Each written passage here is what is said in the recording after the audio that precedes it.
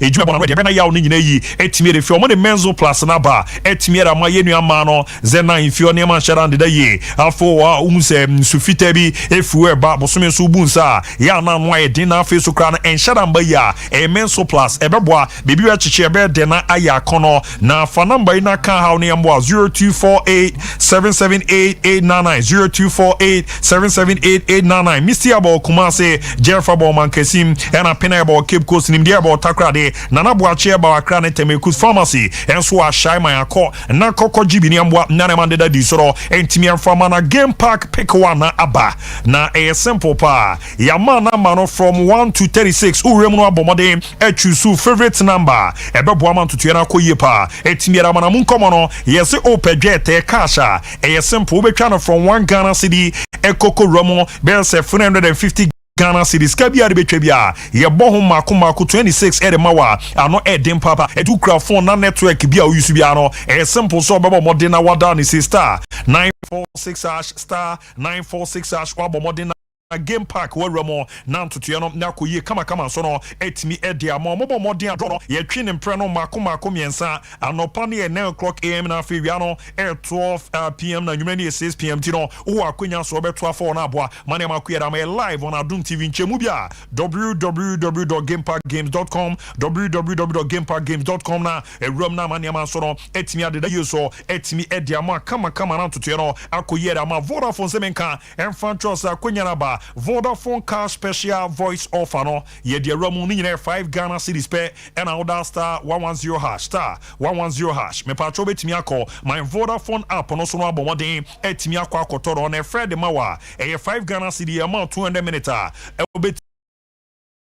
me abomo de din kom 7 solid days to all networks no enye no nko ombesan abona hye no etimi adada din na yakya etimi eromu kama pedi ama Vodafone further together na nema and the use no etimi emfama makanse betway energy UEFA Champions League no wenye du mfe no du nwotwe nko a www.betway.com.gh www.betway.com.gh amonkomo no mu ede amabomo de na ye blada no UEFA Champions League ne koso ochena ebeto aso na Europa Conference League no ena UEFA Europa League never to aso ya woda na nhwehwe omode abane yes the golden booking code no use na modern etwa eboama ntutu e kwade ma oni no kwa omo site obabu atwa 100% back krikeso o krikeso na urama udamu dadada na use the booking code na uditwa from 1 Ghana city ne kokoram 50 Ghana na na yedi wa ebo modi an sika no yesan return 8 year the month no a na yedi eye adwuma na mbo na na man koye pa emfa man komo no so ne se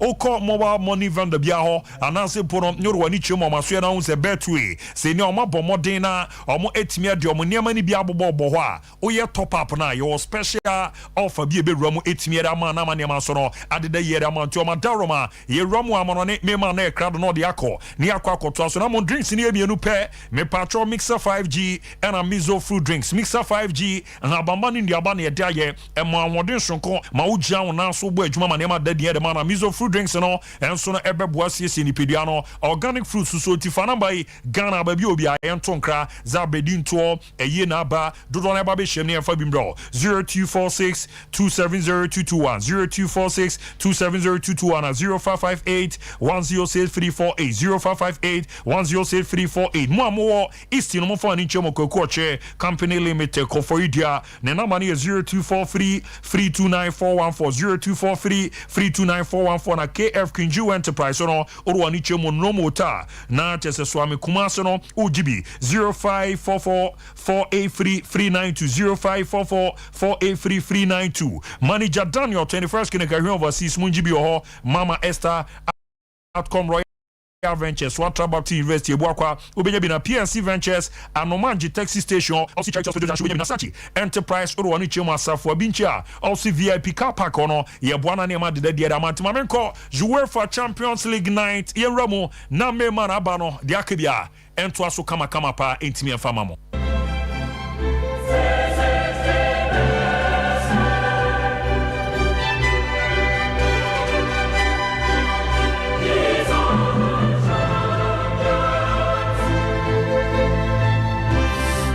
Tampana say UEFA Champions League night. Exactly 4:45. 2 games never to Jan. We shall say every year or Tima. Your friend Union Berlin. Or the SC Brand Airport Olympia Stadion. Germany. Referee from Serbia. Your friend Serjan Jovanovic. Oh no. And a German game no. And watching another gamer. Ebe to 4:45. FC Salzburg. Or Real Sociedad. Red Bull Arena. Referee from Poland. Your friend Bastos Frankowski. And be Jim Elsa game no. And watch about 7 p.m. Manchester United. Galatasaray. Old Trafford. A game anu be dene. A game bia. And some pinaba. Ubekano pam the one Freza. Then some P2. Now I'm for the latest development on Wolfreza. And some more there to draw for Manchester United. It will back at 2013-2015. Over Manchester United by then we are very young. No see United no be no nya difficult time no. And yeah there's so far. Ashan so na ne game no do be ni.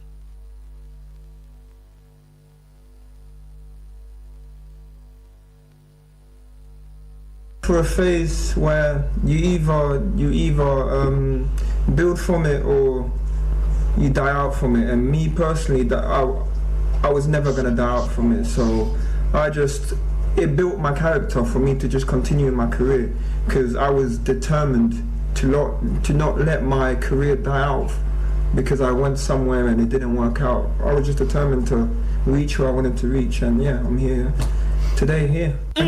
And then, baby, I bet you I don't know ocean anymore. And Chelsea ko United na amfama no. Enti na brabo ne say na brabo na say na ne. No man na be ko Yesu diama no. And when somebody to na Manchester United and we back against Galatasaray. Na United record against Turkish club no. Say any city United Turkish clubs are bought 18 times. And no so far. Oma win 9, Oma draw 3, and Oma lose 6, and you are Manchester United, Omu recorder, Omu against Turkish clubs, and Mejejamu Edamamono, now goalkeeper Bakwa, Yan Alte Bainda, or no so far, a big grass go now so down, no Rana Casa, at their 4 Penina, you have an Eric Tenag, Asohon, and Opena Senacasa, as a no one Casa Shen Crom for Nessa Galatasaray, on fit Tekibano, a nice great feeling, and Obesenya say all face Galatasaray, and no Ed Fropa as a former player. What did to try Jejamo, as what Jamamo,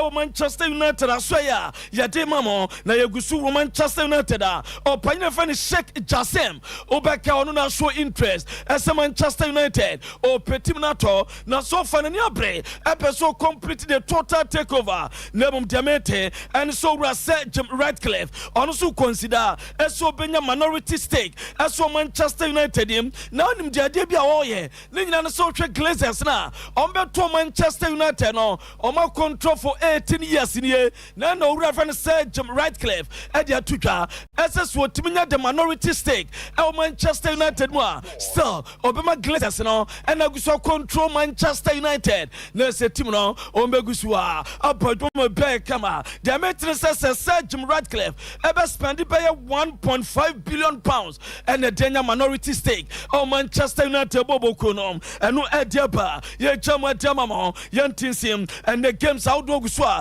a Betoja, about 7 p.m. A team of friend Kopiegan, or Mobo against 8 Bamunchen, our park in referee from Israel, your friend Oriel,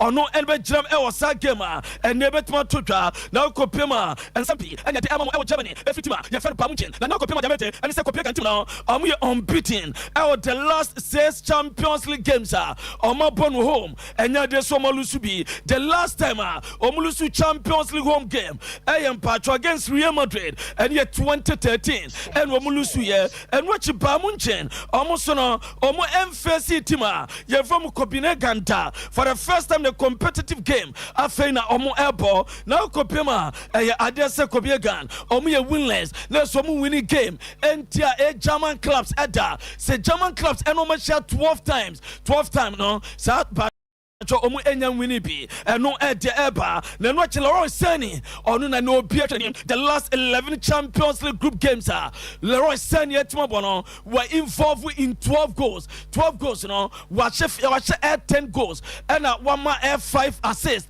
and Leroy Sani the final so eba no now ko Bamunchina say unbeaten it was 17 away games omu etimo the last 17 away games eba Champions League group stages me patcho so far on my tie with Barcelona for 8 teams away games group stages Champions League my team board to do omunya elusu ye and you Bamunchin and Barcelona and etetawa ye checha mu edamamo me wo Germany ma me nya drum free Germany in famamo ni nyina so Roma Germany Euro 2024 omo ne hosti na omo Jesse no omo kit omo yusu no omo so omo tenase ama Adidas omo ahwe na inspire omo 2006 then omo ball World Cup no enu manya inspiration edia frima enu no mpedia Roma Euro 2024 ama bia kama enu edia fro eba ye jam na Roma buy all 4 Leverkusen omo play bi ye friend Jeremy Frimpong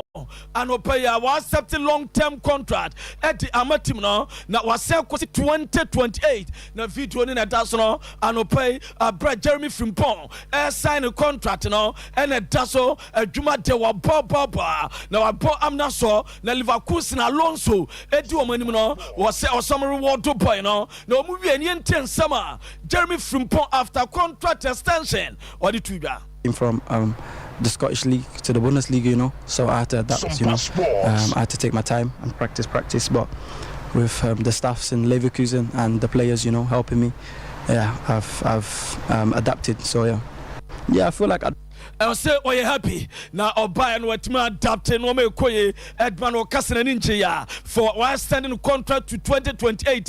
Now Oboa and no end summer Jeremy Frimpong.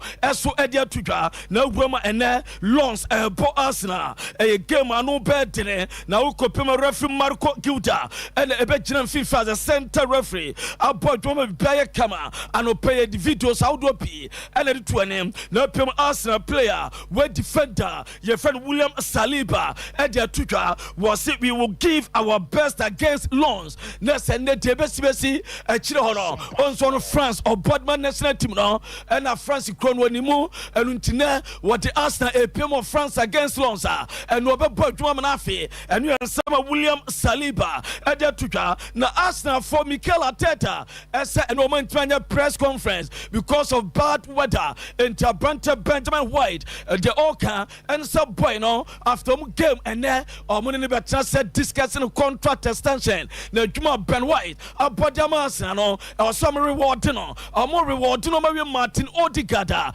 was some to extend as well Ben White no ede fro eba ye checha madama mo e wo dwumadi no so enu achina bo 7 paper e PSV e bo egema anu odina against Sevilla omuso ebebo ne e kopiema e Philips Stadion referee from Italy Daniel Osato e na agent finfin na me ntwe the state of Estadio Diego Armando Maradona e bo S7 e game bia no be Napoli Real Madrid and you referee from France your friend Clement Tapin ono ene gina mo sa game now Ram Aso Ewo Diego Armando Maradona omu stadium na no pay be 27 some distance ufi baby volcanic region or babia earthquake asas was one here for 4 seconds about the Naples next city center no about 9 kilometers ma babia asas so distance cover na and opem do nsem pibe to name good nsem prebia ma nua bi na bubu ye na piem wo Estadio Diego Armando Maradona and a dozen be beat them kama and the Napoli ball against Real Madrid since 2019 over friend the Carlo Ancelotti Napoli adwuma no onko oda afen wo de Real Madrid etim eseko amuko badwuma ompeye adwuma omobeso ombefa ombeshika yayi eno edeba ye jejamo esodem duduto na ebese abram na Inter Milan and Benfica omso 7 PM San Siro omso edi ebepem so eno games and ebetotwa and manya daja breaking it down attaching it down and knocking it down ejejamo yompo ɛso ɛdama mami Barcelona anopa yɛ ɔmo firi Barcelona akwa kopem Portugal ɛkyina ɔmo ne ɛyɛ Porto ɛna ɛbɔ UEFA Champions League na Barcelona team no ɔmo tetana kwam kama wohwɛ dressing a ɔmo de guna kwam ɛne A players no ɛkwan a ɔmo nam so ɔmo ɛkwan a ɛno ɛna da so Barcelona Massa boys no Lamine Yamal no akwada 60-year-old boy no hwɛ onipa dressing the dressing man capo dressing man Barcelona famina no pai ɔmo team na akɔno sɛ nkyinam akɔno sɛ nipa yɛ nwene nam ɛno ɛde dawa yɛde ɛmam no na mami Lamine Yamal akwada no contract extension abra upiem amundo Deportivo ɛno ɔsan kwasi 2026 no ɛna mundo Deportivo diaba sekida na sɛ is over omawie akwan release clause no ɛyɛ 1 billion euro na recently current Barcelona players no do na ɔmo contract no ɛyɛ release clause 1 billion euros no ɛnie Joao Pedri Ansu Fati Ferran Torres Ronald Araujo yɛ Rafinha Jules Koundé yɛ Gavi ɛna Brandon Noah David Alejandro Balde ɛna latest addition no ɛyɛ Lamine Yamal ɔmo release clause 1 billion euro ɛno ɛdeba na mami young Messi brother Messi swana yɛwo abrante Lamine Yamal no fasa picture no mame ɛbobɔmi ɛnie Lamine Yamal ne team so ma yɛdware no na Messi sa akoda we na me di video bi bae abrana owrewe Sergio Ramos ature pepe classico wɔsɔ ne nsa no odi ne pie no hwɛ Messi ne sɔ ne nsa na ɔmu nyina si akan ɛso ɛma biaye fine ɛno ɛde ba mi jeje mu ɛdema na bosan sensem no enyansa ye owrewe nom de ne story bro 7 Jose Manuel wɔyɛ former commissioner wɔse ɛnyɛ Barcelona nkwa na atwa sika ɛde ama ɛyɛ referees ana referee mpanyimfo na Florentino Perez ɛkra no wɔtua bi da wɔabrɛbu referees krans na Barcelona ɛde no ɛba bɛba ɛyɛ ade sɛ bibia ni wa asi obia no ɔyɛ untouchable ɛno yɛ sɛ opanyina yɛfɛ no Jose Manuel ɛde atutwa na ɛno kyerɛ Sandro Rosa wɔse na sika bɛ ya ne atwa ma Negrela ɛyɛ just ɛyɛ 4,000 euro ɛne atwa ɛno kwa yɛtua ma no sɛ unprepared referees report ɛmfama said about prevent from air penalties and red cards and why demand why am I 4,000 per reporter then ya kumnipa as I've been some quite and your former Barcelona president and at the San Sabino as for the Tucha ye jam at Damamo and what was someone say a gamer Barcelona boy referee Abuamo or bit match games a referee says Barcelona was back one more team now Community League a last run of matches or more and a be referee kwaje mistake bia or 20 league and the microphone can Negrela den waye and we in summer or their tuja yet the Emma would made in Barcelona touch it down me patcho or more activities you know send a CTM and the Javi and Joao Felix and a Beko press conference and we are 6:15 and what you know next training at Twaswa Stadio to Dragao or Porto Ago Pramano so and no Ed Dawa ye jam Edema Deco as on your sporting director and the age limit abam what the veteran quota says so you plan out your more than 30 years and now there's a Barcelona for better into a communicated a scout for Nina and that's so to be 30 years above future be tona and ye and no some more diaba ne soko pema and some p ne go ayaba now pema Jeremy Doku as a ono microphobia was some show Ronaldinho Gaucho Messi if it's a omuye a brilliant dribblers and you some more there to draw now pemo Inter Miami team rano your friend George Mars was so Yusuf 4.5 years and the Messi Cassans and Messi EBPM as so at the Amawomo now 2019 organizing meeting between Omutu Inter Miami on President Beckham na Messi Papa and Omushachire project now at the Messi Papa as a Messi ran after the World Cup and Omusa Messi at their Kwanapa great chance obeba na and what was Messi and Yakonya say proper goodbye I'm a Barcelona and in Tomba Planas game between Inter Miami and Barcelona na Messi abe say goodbye as so at the your friend Barcelona fans no no edeba ye jam edamamo na yentwe Messi and no kopiam ewo team even Inter Miami omu stadium even DRVPNK stadium a adesa nura wani nkwada no ehia na nura mpacho okoi omfe unveil a new children's menu and kwada aduane e Hard Rock Cafe restaurant no see one in a good relationship and Messi you say no be omudiaba new burgers bia and sandwich bi omudiaba fa ba biana Messi me pacho oba no aduane no fa ne to so no bia unu Messi abra na se new cook o cook a kire nkoda no na so mo unveil new menu omudiaba nkoda de eso ewo opema intam yemi stadium Prince Monfanto so na nkrofo ntwa no pa no wo ye ho adwuma no opia de atoso kama na nkrofo hu no de kɔ de babra Messi upon white wo gina wa wɔhwɛ ɛsɛ bibia ɛso ebetimi ayɛ kama ɛno ɛdesi ya ye de ɛma mo dwuma de no so ɛno ɛne da so kama Messi abra na opia Hard Rock Cafe mfeli enkwada menu maduane ba sandwich ɛne burgers atimi aba ɛno ɛde dɔhwɛ akwada ba ko reaction wo Messi no show ye no mo mam akwada no me pan me sha Messi no na akwada no bam Messi wie na akwada no reaction no na eswani ensa wo ka kire eno enyina ye diesi ya ye jeja mu eso edama ewo eye dwumadi no so ye gusu ati nkonya so break no down attach no down ejeja mu yompo na opiam a Chelsea eno anoma koye edma Chelsea boboko no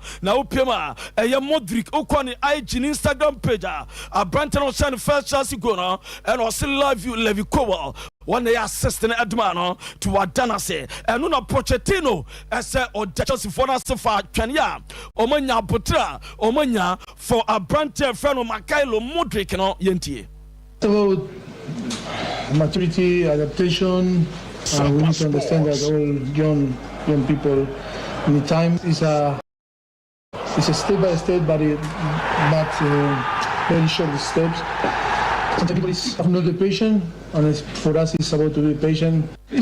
Na sabutra omatimi anya no obeta omase papa enu ense wodi tu yana Robert Sanchez so Chelsea goalkeeper no onu say Premier League this season one goalkeeper onya most clean sheet so far 3 Premier League no eno e de bed mam yantinsim Asian Champions League na Al Nassr boboko no eno mutina fie etimi ewini eye 3-1 against a team ye fan Istiklal na omu etimi e boy na ukobe Ronaldo che goal pa ko na se eye Talis Kasudi mienu etimi eto aso na Ronaldo channel so far in 22 different tournament on career mu watimi asego tournament to be biana the ball etimi to attempt the latest one here Asian Champions League na eno the left foot in the shego ni weaker foot na Ronaldo di shego na so far opiema ade say watimi the weaker foot no asha 7 goals this season and what if right no strongest foot no asha 6 so far the left foot the weaker foot no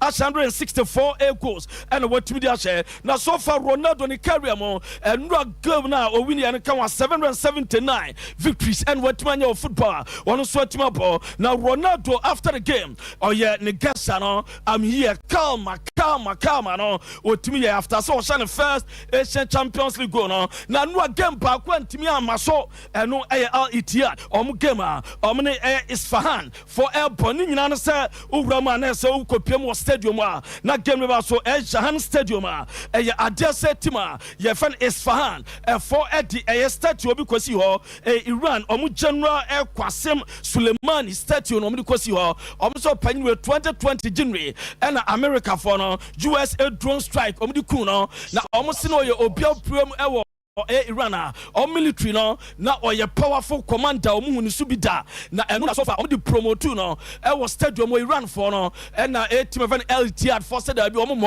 e Saudi Football Federation no from say game mo san emra sa owraway nkrofo fi say ni padodo na wu Asia no when mu bia no na mase a ka hu bi na omo say do kwa na team of an LTR so omo na team of an Isfahan omo fans no cry chant say football is not about politics omunyi from no game no nipa be 60,000 etimbe piem wo stadium wo no obiara sanka game no betuma koso no mu protest as when twins na ye hwa ese Hilal game obo no Iran no se no krebetima baso a maso abra na emaye inspection wa stadium no na se ni nyina no omo hwe ese stadium no kwa se ko sa statue we sa kopiem mo Hilal game no eso ana ontwa game no so no on betimi a cancel abro mo eno de dawa ye de emam enne anopai wo dwumadie so nyina so na nsem awdo ye boabo ano na anopai full time dwumadie so no ye breaking it down attaching it down knocking it down no ye fancy e wa ha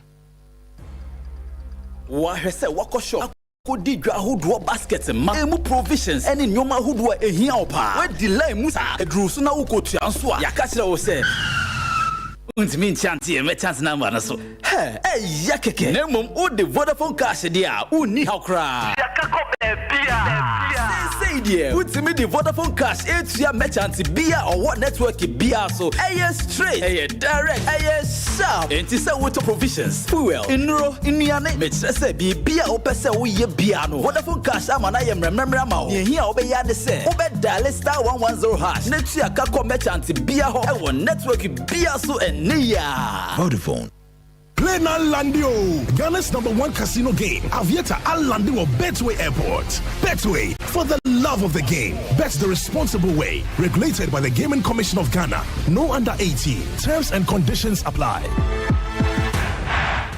First days of Bigger Odds has concluded. Now that you're settled into the new season, you still have the chance to win. Bigger Odds this season, and you can walk away with a grand prize of 250,000 cedis in cash, plus amazing weekly free bet prizes. Enter today. Visit betway.com.gh for more information. Regulated by the Gaming Commission of Ghana. No under 18. Terms and conditions apply. Betway, for the love of the game.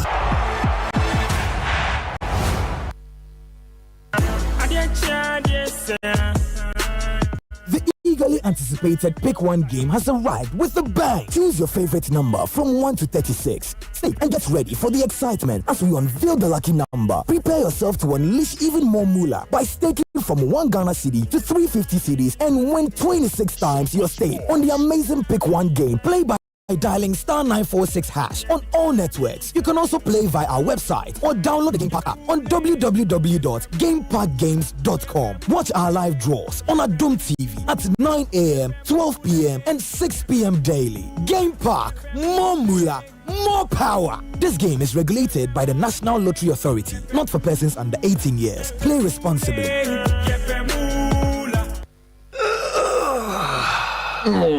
Bra na minya Royal Foam mattress no. How bebre na me komu. Medam panosweni na atom. Na mechi kase so na me honam nyina ya meya. Na de kome kra ne se. Ya no mo so beda aso ape. Na wagya me. Na minya Royal Foam mattress no. Pa kwesi da aso ape. E na oye me ho ade. Congratulations dear. Me fa no.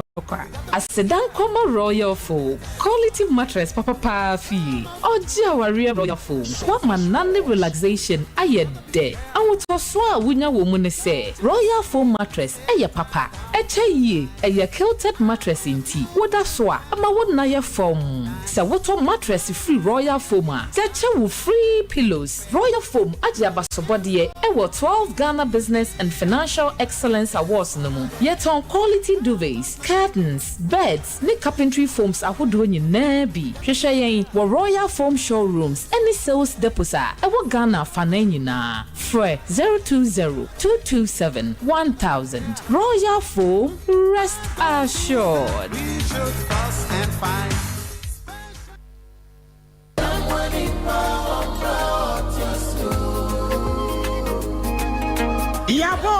Yaba Sompa Achedie 2023 Bible say nyame Sompa pani say ubi ko nyanka eni Ewisiamob enutina Sompa 93.1 Kumase Sompa 90.7 Nkransa Sompa 98.9 Sunyane yakabom se bronyen yebema Enisia eni ekrafo edidi na yenko ayetimi agese wo beboa yi enti se sika fatu amato for iso 0598559802 meetimu biem 0598559802 edi e woso yetara 1 media na November bosome no ni de edi kan na ye chro ekrafo ni din enti se wo nkransa na wo yekrania ko chro udin e wo Sompa enkransa GCB edani mu ho a wo sunyane so a ko chro udin e wo Sompa sunyane night market wa na Kumasi de ekrafo nyina ba be chro wo no din e wo so am ye ni Rom hotel dia no hye eye busumi du ba kono ne de di kan na dwumadie no ankasa de bronya busumi ne de to so aduonu ba ko ne beboja trada na de mo de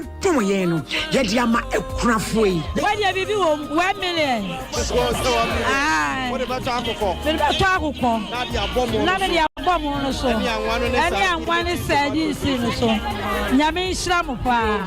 Why dear pa? Na sika, na ntoma so a wobetimi de aba. Afenso say niam bi ense ye. Ti say mo eni anwan so a yebeji. Mo amu ye bi afie twam no. Emu adanse de mo amu Sompa achede 2023 ebusuafo yamfa ye ho hyem na propose prempa oboadu ponko mu. Ye nyankopon obeyiye wiye. Sompa achede 2023 ekunafo eni enyankane so wo mu betiti.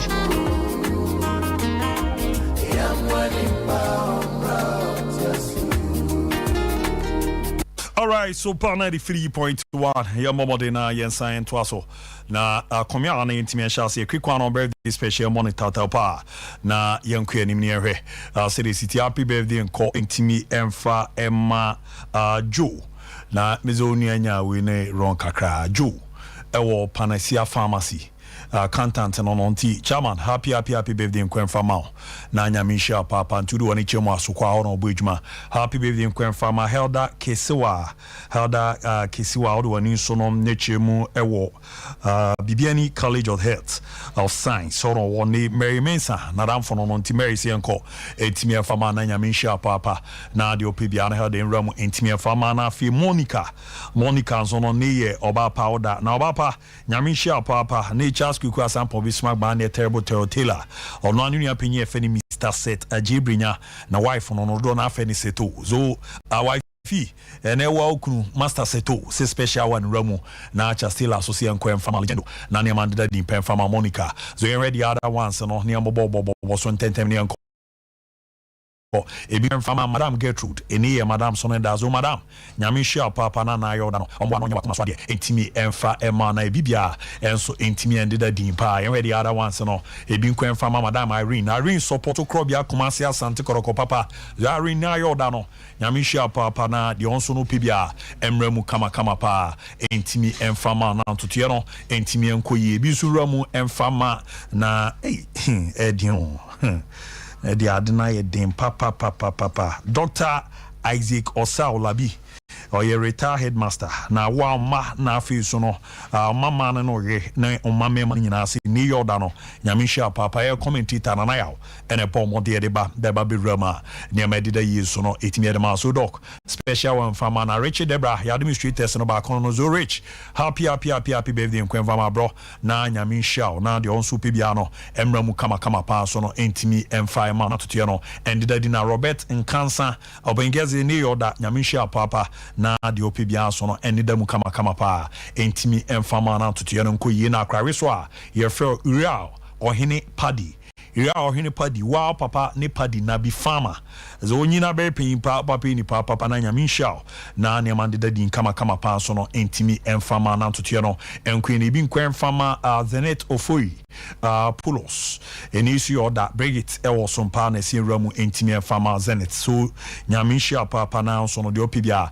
emramu fama na Aminat Fuseni miame chairman Master Fuseni na wife no so haja happy birthday nkwenfama na nyamisha papa master so men kancho so do pa na ne mandida din pen fama me sure za kweri apem na the graft income Joseph special one nkwenfama the graft eni ayoda no na ntutu ya no de ye kama pa so ne time fama na nyame insha na Elizabeth Mills eni su ye mami so ne da zo momi o mano se ne nyamisha papa na kwakoyoda no de opibia on sanka ober friend Pablo o 9 FM o Winiba eni si ren fama na Eugene Mensa also needs to order so happy birthday nko emfama bro na nyamisha papa timame ko na yenramu na niamanda dina Godfred Itu ahene so no new order so happy birthday nko entime emfama timeze awa yeram na ye UEFA Champions League 19 didn't call me that bibia aboko de nyame adom ahwe ni experience abudia bibia de dedi yeram minim bibia no de me shase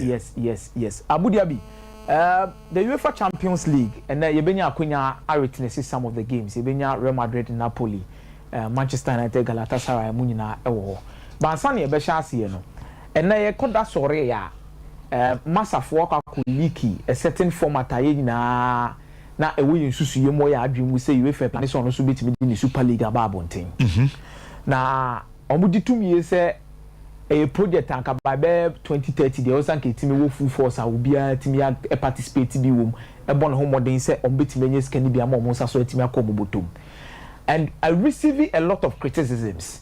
Now, the NTA name to me say some of these things that happen in lifetime, no. Emi say abrabon no ye boko akira na the same thing as happening no. Emi say bi ta si. Enti na hu bibia hu ni say deja vu ana de krone ba be si. You see? And then as had in the paper abonten, the format no mudi 2 years say 3 leagues with 18 clubs. 18 clubs ni begina ama the Super League na nkasa. No more the Europa League so to aso, which is and second set. If I say about Division 1, Division 2, ni about main league. It's main league, you know, a Super League. The Division 1 a Europa League. And the Division 2 a aspiring league. Na 18 teams na omobobo the Super League, you know. The TNA say team be about 34 matches. Okay. That means 18 teams no home and away, home and away, home and away, sir. It is 17 games now multiplied by 2 home and away. It is 34 matches. Now no we are the champion now. You benya no Super League ni no. Abu Dhabi trophy ashen in sem say wo anu watimi adi the Super League ni discover tato ni bibia. But you be 2 teams and you free Super League, what that means relegation bebem. It is out of 18 teams you be relegated 2 teams. You relegated 2 now, 2 ni drop here, 2 ni be by Europa League. Oh, okay. So 2 never drop here by Europa League, you know. 4 teams never relegated to free the Europa League in the stage. Oh, okay. Then say Europa League, you know, so 4 no so free, man almost so back the aspiring league one. Now almost so about 20. So format we be ensure so many over 80 games during the season. It massa and I got a texture ko hwema ko yi san yo ma de DP. The thing America say enyo be a parents house to be CBM at me busa a lot of questions in here say. Before the Champions League format was changed in 1987, the new one in 1992 because the idea started from 1987. Abra Silvio Berlusconi acquired complaints about how most of the top clubs in the first round are best players are also have more tournament in no unya in the second round. And as idea ni say boba and 1992 you better for Sibenya as a Champions League and you want group stage format. And will be about treat anya best player be woman 1 year experience crowd no crowd no 3 games be aye dey. Asheno. Na 1987 1988 game is that particular kind of and this adrenaline buy no was Real Madrid and Napoli. And none of this adrenaline. And this adrenaline buy. Because Real Madrid where even the return leg atmosphere no crack no come on because the match was so much intense because first leg you know also the old-fashioned Champions League about 32 near knockout. Yes. Now we round of 16 and some must about quarter final. No more about semis. No more about the final. Now first round round of 32 na Madrid Koshia Napoli. Now Diego Maradona and the leading Napoli team no. Now some game no musha Siena and Antokwa Salvatore Bagni. No Pianwe, no Butu Real Madrid player. And Antokwa Kraposi dressing room and Michel Vasquez mo. Any Napoli players in the tournament to we see we hana we see we are. Yebo game na Real Madrid coach Efene Leo Bianca. Na keep on the bench Efene Castellini. Game the tension abem one of time ice block no two. Coach the dodgy in a combo photographer. It is the whole match was so much tension to kwani your manoma sim. Emma Napoli elusu game ni by 2-0. Now mo ko return leg no. Ana Maradona catch Real Madrid for so muni ma mo because mo super. Enye bro. Omba bo mama mo say game no muni me dey. Ebo chen omo. Ana return leg no. Real Madrid land wo airport. Omo be sena ko omo hotel akako bo game afi aba be bo game. Ana mo ko fa rotten X. To no mo dey broker no. Bombo kan. It return leg no. The scenes no I see within the stadium ni no. So on your screens no go say there was so much tension within this particular game. And also na mo ko share goal in the first 9 minutes. Napoli na share first goal. Stadium no be biaye butu. And Abu Dhabi, you could understand the tension that was there. Now, no, you both gave me a Muslim there 1-1. The quality of game they witnessed within the 2-leg affair. And the quality of more witnessing from individual players within that na Silvio Berlusconi caught in a TV show. Or Tenason was there be. You intimate game of this particular caliber at this stage of the competition. And my name call my best players any day. And free Munte because Maradona was at the peak of affairs during that particular year.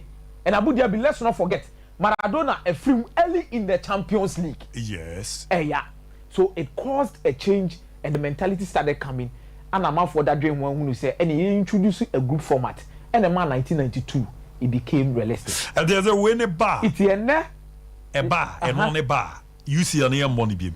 And on a bar, say you see Robert Tibasaso because they can't be playing competitions in Champions League 36 teams amobo. Now mo say kobo Super League. No, already the fixtures are already piled up. Oh, okay. The fixtures are already piled up. So they only upgrade. Only upgrade. Now, and then no more comfort I didn't know buy no. And they also na Napoli and Real Madrid able Champions League game. Wow. See super pepe. See super pepe. Now, Abu, in this particular encounter, we will have the chance to watch Merit, Nathan, Ostiga, Di Lorenzo, Oliveira, Zielinski, Lobotka, Anguissa, Matheus Politano, Osimhen, and Kvaratskhelia. On the other hand side for Real Madrid, Fran Garcia, Fernandes, Rudiger, because Militao is not around, David Alaba is not around, Nacho Fernandes will have to fit in. Only Antonio Rudiger, Dani Carvajal, Valverde, Tchouaméni, Camavinga, Bellingham, Vinicius Junior is back. Then Rodrigo Goyes. But Abu, there's something about their games. In the last 4 matches, I see between Napoli and Real Madrid. No, Real Madrid are winning with 3. Napoli and share Real Madrid will official fixture that. Oh, okay. Napoli share Real Madrid. Official fixture muda. And they'll be looking forward to say at least Obetimenya and win the Real Madrid. Because more 5 matches unbeaten so for Napoli side by draw and they won't be brave. Real Madrid will be looking for somebody capitalizing on that particular history that goes for them.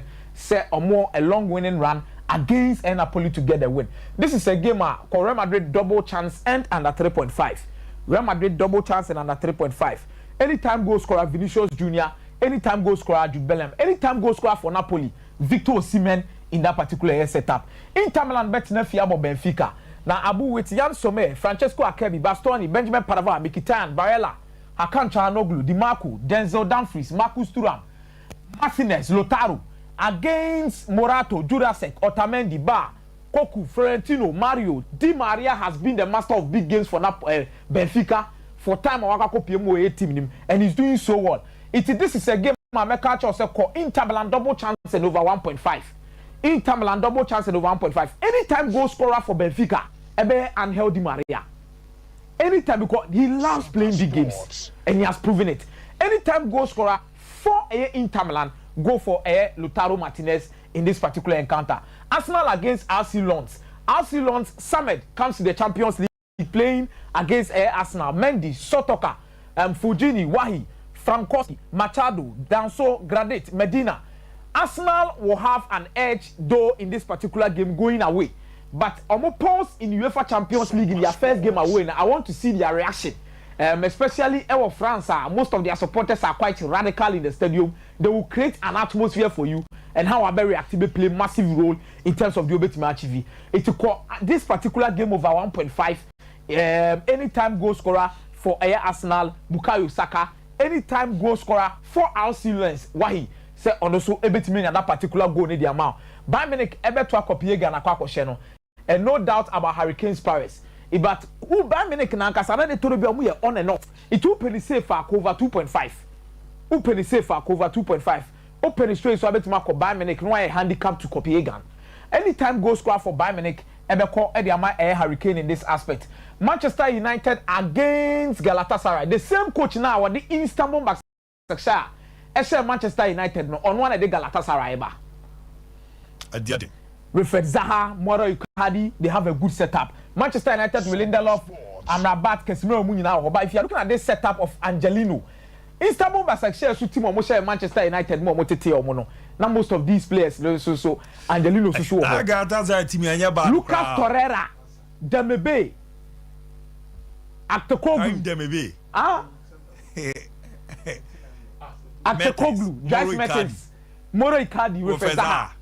Oh, muda, and Lucas Torreira. It's Abu. It is not a small game. No more. Abu, this is a game called double chance and over 1.5. Double chance near home or away. Oh, okay. Home or away and over 1.5. Home because Galatasaray are unpredictable in as much as Manchester United. We are league now. Team game be not here for almost so. From first game against Copenhagen, it's for almost so. So sometimes they can move off. Manchester United so near consistent. Form no so near. It's home or away. You can't predict them, but definitely there's not going to be a drawn game. game no end in the draw den abaako be she Mate me da se pa bra be home na be ba na KGL no wa Roma na ye ya na Lucas Travel Consults American franchise Canada US UK France Greece Germany Netherlands Australia I do be ko ze wo kwa kusua de ko tran abobra ananse pono wa kwa ko yi djuma de sua no kra bo age scholarship de ma no mo de no de dance ni e uni sika kra fra ni omo ni nkomo ye bebo na ye de wako ananse pono ye be obi bibia mo awie ewie na je se o visa na ba no wa twa wajo passport na fa kwantu no wasim na ko enu ye Lucas Travel Consult omo de no e dance ye papa se na passport na pe birth certificate bank statement de ka ka no me bona ya ye de ama tema golf city be nyom mo number no 0534 543210 0534 543210 see Krudema ye per marketing manager sales personnel receptionist administrator shop attendant and a house help any accountant odo na nyomo ayijuma bishop na bibi aboko de oh mi ra bibi aboko pepra betwe pepra bibi aboko de betwe man pepra de betwe man ada na pepra beda na men twa man ndransa na ezi anyoma aboma ne ye mbon nyom pa menti ase ese se mi ya me ko unim ya ko edim wa mi ra se mi nyo oboni oh na sa be so me nyo oboni ma yo oboni mi nyo oboni ya ko edim ai yala eche obi abia obi ai ma kwa baba Sompa radio and TV so I bon commode kama na ya tutu ye ho funi esua de na ekwa baby and na disua no open the paper fa because no e do oh okay. I am the say fiko please the pamo chopi pepra oh pepra meba pepra de nya botre he mo amonye madwen say mo be support Liverpool yes mo munjina nchen ya pamo chopi o ma bi mo won da bi mo won em said the ekoso na man fonte ase o mo do fi mo kan won 10 times so say bado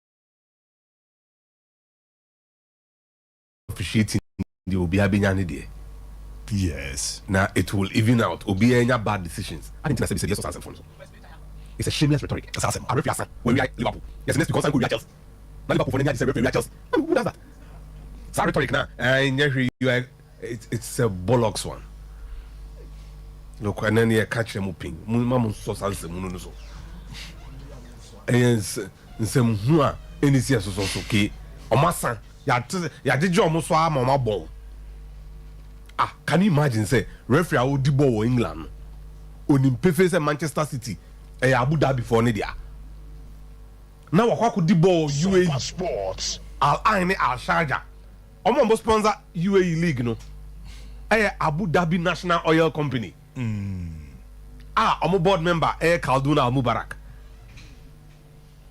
na omo te hono omo so sa ne man omo kasa tente omo say omo referees ni de omo a professional game match officials limited a full-time job onye omo ko fa kasa ne bai yes but omo timi jai ekotwa locum sole shabo UAE o dem be mu kra ko Saudi da wana look omo ko Japan nyina omo ko Japan ya who does that and sika ni brebon no ye kan ko fu asema mo ma yenka amanfo sika no mo de omo kro omo ante se hwa ben omo be ko sisi a yo be no de da mama kontu that ya froze be di la ne anase game aso me jai de me ye wa ha no quick pa me jai me nye referee wa ha bi me ko da mam na me du na o sidien me da ho match ni nu me so kwa na me da ho me ye tri ni akodi mount me fa wani me nu hwe to bakum I mean who does that look maso so mo so baby a odo no obia no omo famra enra anope na me be hwe Chelsea match in highlight denji no mama Carlos Vinicius no record no ke e bisa mu mo yansa de di mama Vinicius record unko okwa strike Thiago Silva yes ara no de nka violent conduct no I can't be bad look ya so mo so a chedodo omo hwia amanfo da we are not even going to lie VR ne mbae no mo form hu di because ko kan ye be sa fine no now Liverpool have requested say they want the audio no the beba because man nyere nkofu we ya next week be real before fro o ko to saboa ne tu ni aso this is sorry yeso enka say sorry no so fa ye training 1 week ni ade o ma ko wi When trust statement be so almost hand by. Me see the me yane Aston Villa ne Burnley the bina. Omo boy almost say Hawkeye no. Brentford near Arsenal. Who can say mo catch Arsenal? Yes. They unim say na cost the Arsenal league no. Yes. I mean, I didn't hear some so. Tottenham and Liverpool. Referee now Odino. Your friend Paul Tierney. There is a clear foul on Diogo Jota. Wanji. Kodi Manchester City near Arsenal. Everton. Ball Rodri in Sawanji. He denied Liverpool here and denied them there. Who benefited? Manchester City. Look, unyanye no cry petrol chat also. Now wasa kwa yewi. Say me kodi ball damam. Who kodi ball damam ya fro? Referees in the sound be Friday in an 8-hour flight. Yes. Anomunye ni pa o mebre. Some passports. Sika ni brand dosu dudu. Sika bia nkofo ebedibi. Ena nan gold mo be wia yanka mo hwe. Enye ne ton sa from so mo mra o mo ne bae. O mo bae no mo so mo ye namfofo. Oyo no ma chichi egu ship mu de eko. Chance san ye di nkra. Chance san ye di aka ho. Ye ba mu krom de amuzi ye immigrant. Ye ne ton sa from ha. Look o mo jai sa life no. O mo ni mu guase but me pese epie because o mesa ye bi mu. Ah? O ze we die. O mbe wi obi fufuro bo har mo za mo kem. O mbe wia. Ni so mo wia biem. Look, reasons no mo man. Liverpool see ye. O ma ja hin na so a. Ensi wo mo so ye ntwa so. Representatives I am mo cham so. Dabi. Obi am so mo question. Dabi uboa. How do you know beba? Because Liverpool sources in believe said the guy was not in the room. He had gone to the washroom. That's what they are. Until the more suspect is audio no beba no. The almost said communication course no. Obeti kun na is obi any ho. Look, let's be careful. They suspect the person who was supposed to be there. They're in England, no? That's the suspicion. The rumors they are flying around. Why am I? I quite just capairam for Sika, Utuba ya obedibo. What did you do, so? For a pen or paper, Nana, I'll chat for no cobo no. If I is for hand, yeah. I'm only Sepahan, nebo. Sepahan, the biggest club of Iran. Sepahan. Yeah, if you are not Persepolis, Abba. I'm also chain Persepolis. Oh, Massa. Sepahan, a political club cry. Oh, okay. Persepolis near for obvious reasons. But Sepahan, dear. Ne BB. Mira. Nti Moses Sepahan ne alitia na Nelson Komobo. Nya no mko ya Ronaldo. Amanfo bebre bi ebedi na chine ya. Ewa, yeah. Ah, okay. Na nti we no Benzema mumum na aba. Yes. Anka 60,000 ne ba. Nagash El Arab Stadium also on Baby. Ngolo Kante mone Benzema. Ehona Fabinho mo. Oh, na Jota. Jota no. Yeah. Okay, nti Nagash El Jiham Stadium. And they atna se us and combo born. And then Al Ittihad, our Mufri Saudi Arabia no, refused to play the game because the Qasim Al Suleiman ne statue about yeah. And I'm say a political then anti omobo enye ye. They be also Sepahan for the bobo ayo the statue is yo. Dabi. Now then they drew Al Ittihad for some ko mo de aba. Ochemu obechemi mu ana. Good. Sa mani mi enu no. Ni esom no. Esom mo pa. Kamo betra wadwam. Kamo sum no ye wo sect. Mi enu. Ye wo Shia Muslims. And ye wo Sunni Muslims. Saudi Arabia for ni ye Sunni. Dodo na. Ena Iran for no ye Shia. Yano na ye den sect. To say Presby Methodist. Oh, okay. Nyame somna but ye wo yen chichemu kakra wo. Me da CP.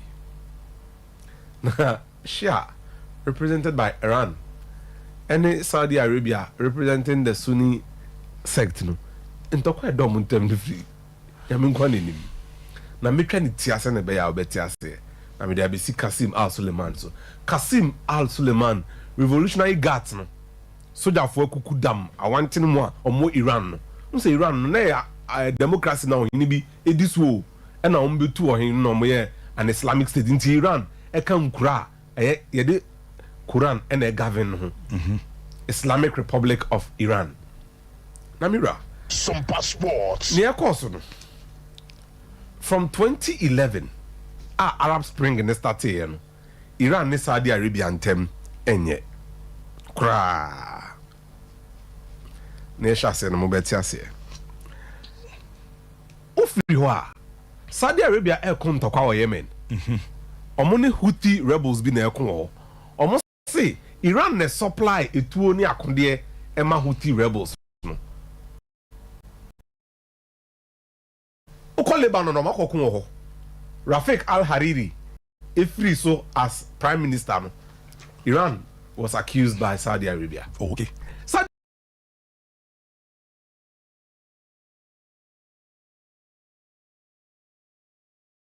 Arabia signed accusing Iran in 2013 say Bahrain or my Bahrain I'm going to protest the Haitian. Yes, Iran for the cottage because of me Sunni. No more Iran for the Shanti. I'm going to say Nemum near Esripan.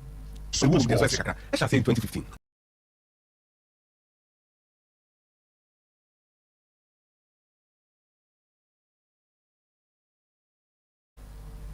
Nkramofo afibia wo akwan to a omutu e friend the pilgrimage to Mecca. Yeah. Na 2015 dey no omokoye no atwenchem kosi e ma nipa 4000 no 2000 ewi.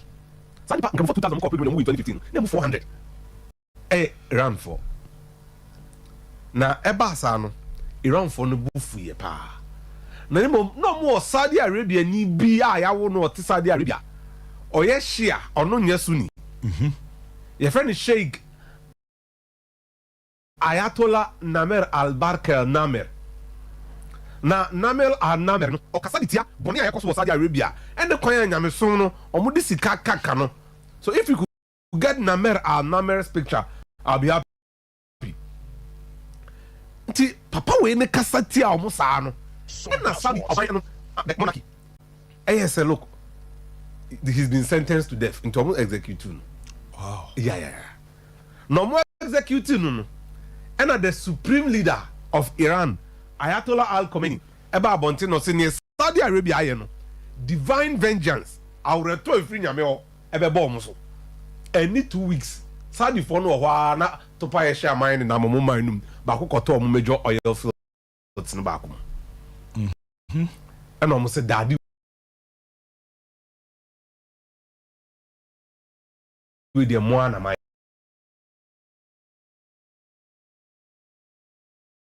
breaking all diplomatic ties.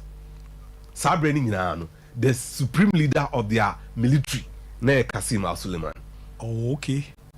Okay. At once of a proxy war 2016, Iran boycotted Mecca. And I'm catch other shares and they say, "On me to me quite jam Mecca no call Saudi Arabia non come there we are almost launching a television channel. Say Omun Mecca pilgrimage no name Kasani Persian channel. Iran for no more patience. Still anti-tam blockade be a course one Qatar and Saudi Arabia kuntokwano Iran ko share Qatar and Egypt munsu ko share Saudi Arabia chi omo kun ho nemum 2018 na Iran omo ye nuclear weapons sa nuclear weapons no omo ye no and US Obama mo ni omo ye deal sa loko omo njai na mbo ahun ehun tokwa ye Donald Trump ni no me ya ye so Obama nuclear deal no majai Mohammed bin Salman oye prime minister na catcher crown prince na catcher say Iran so mama kwan ma Iran enya nuclear weapons a omo Saudi Arabia so be nuclear weapons ni bi because omo intimate Iran mum e nuclear weapons mira the tintini ni tete nyina ne say 2020 yekum Qasim al-Suleiman US for the drone kokun no in Al Arabiya any El Bihal Arabic channels now Saudi Arabia no omubosi yeah they celebrated the attack and the killing of Qasim al-Suleiman kwaku about the supreme military intelligence and strategy minim counter-terrorism class amitinema yam boss abapa ni din azen hu oni hu pa obeshi shege mama si ah tim no no mo the way dey there good omo hwe hu Saudi Arabia for na eba no Tomo catcher mo said the Qasim Suleiman free no omo hwe na nimonyam all baba no omo hwe na nimonyam elo ale de ro bo koye ti omo ye ni na ya ban no na from the look nkofo na ba mon kan jo mo say Qasim Suleiman is a martyr omo hu ni say na okun abu akramuman and US for no nipa body for sorry, or they call them infidels. Until they rolled back from 2011 and they've chosen 2023. At the time, Saudi Arabia has all the media coverage for their football. That was to very remind them. Say Qasim Suleiman is eternal and he's a matai. Wow. Beyond what they come away there, best event was very, very interesting. I'm also Aquaba. Now be able call there. Yeah, Karami Chaba Aquaba, Member Niti Yanko. Mashi Sompa Chede. As a treasure to Mtino. This year, no, so be out. Yeah, everybody contribute. So number no also. To be a atame, ubia. Yes, so I go check it. Say ubia, kremu ubia. Ebe contribute. Me ya na me ye papa me bezo ubia be. We dey nye papa we official land. Ba me ya di bia me bezo ubia be. We a company decision. And who fear bet me a company decision. Who fear bet me a. Apostle Matthew no na si o ba me dey. Is last year crabia. E bia me ye bia won hu. Ba me ntime metena nka. O no cra. Na ka wo me da me ya dey ma bia hu. E dis me mo ade obi wa me fa ma. Because I'm not used to say any man. Me ya ade o ye fi wa kuma me use o ma bi hu. I didn't know that be my woman be user wako yard way. But we naturally say we the Buanipa. Yes. And Juma Muso wait to make a cran to the Juma de a trade the no person ye boy no problem. Mati yanko yemring yanko. Yes, yeah, number yeah charity for that a quick one. And Canelo Alvarez Barton by. So what next for Canelo? But interesting picture being person for to Flamio than Canelo. A very interesting picture. Fantastic. Sure. So this Mufan Babako, where that's Canelo shaking Floyd. That's not Floyd. Or shaking Floyd in that way. But it shows how that's the Otika channel. Now, but it shows you the sportsmanship. I won't confront them. Almost 2013 by majority decision. But they still have very good relationship. Utiena Floyd can't find or say he's the best boxer today. So that's true sportsmanship. The top boxer admonition. Now, the challenge now is Eddie Akabio. Or see, improving himself is now proving more than expected. Eddie Aka. Or per se, or call back to fight Dimitri Bivol 175. Mbwano. Monko. No, Mbwano. On say the same thing na Ambwa Jamel Carlo. No. Waiter. Sometimes when you're comfortable, I climb there for a time. It's only few boxers who are very good who have been able to achieve that. Monko Mbwano, and because he lost that bout against Dimitri Bivol last year, unanimous decision. He lost that bout. Actually, that was the second loss in his career. So that way, 175 pound. No, that's light heavyweight. And you're comfortable the Monko. Now, the Siano or mandatory fight. The mandatory fight, not so you kakra, but he has to fight because Boris Suleiman, WBC president, Aka said the only fight ever sanctioned by WBC. Don't forget Okra 4 titles. The challenge with 4 titles, don't say, with different sanctioning bodies, and it's the WBC Siano title no WBC and the procedure. The Siano the only person, David Benavides, the only person or a mandatory challenger after Bukale plant. So ono abeye the mandatory challenger. Opompo Sewanya Ombeji WBC title reference, he will not be undisputed again. So he'll be forced to fight that. Now that young man, the youngest ever super middleweight champion. I want Mofa David Benavides bout to so on a Ronald Gravis. Now the young man at the age of 21 years 8 months, a year WBC super middleweight champion, never in the history of super middleweight. Oh. The problem, let's say, Ndroboni num any problem, or conum cocaine, and a volunteer duty agency Vada, a suspended. The second one was that in his bout against Roma Alexis, you know, saw overweight. You see, your weight, I saw meaty weight before weighing. One meaty weight na a punishment for you. You better get that in the film. So, I'm going to say, Osheda. Yes. And 27 bout, 23 knockout. He's 26 years old. Or a 2 times super middleweight champion. So see, I know he's the one. That's the real threat for. Or no, but Ebasana, I saw relinquish or jied of listening to say or person on Nubekundia. Send a baby near kind of vacant. Now, oh, okay. Okay. So maybe you're boxing. Now, more quickly. Sisiano. So like last year, my Champions League, we call CAF Champions Finals.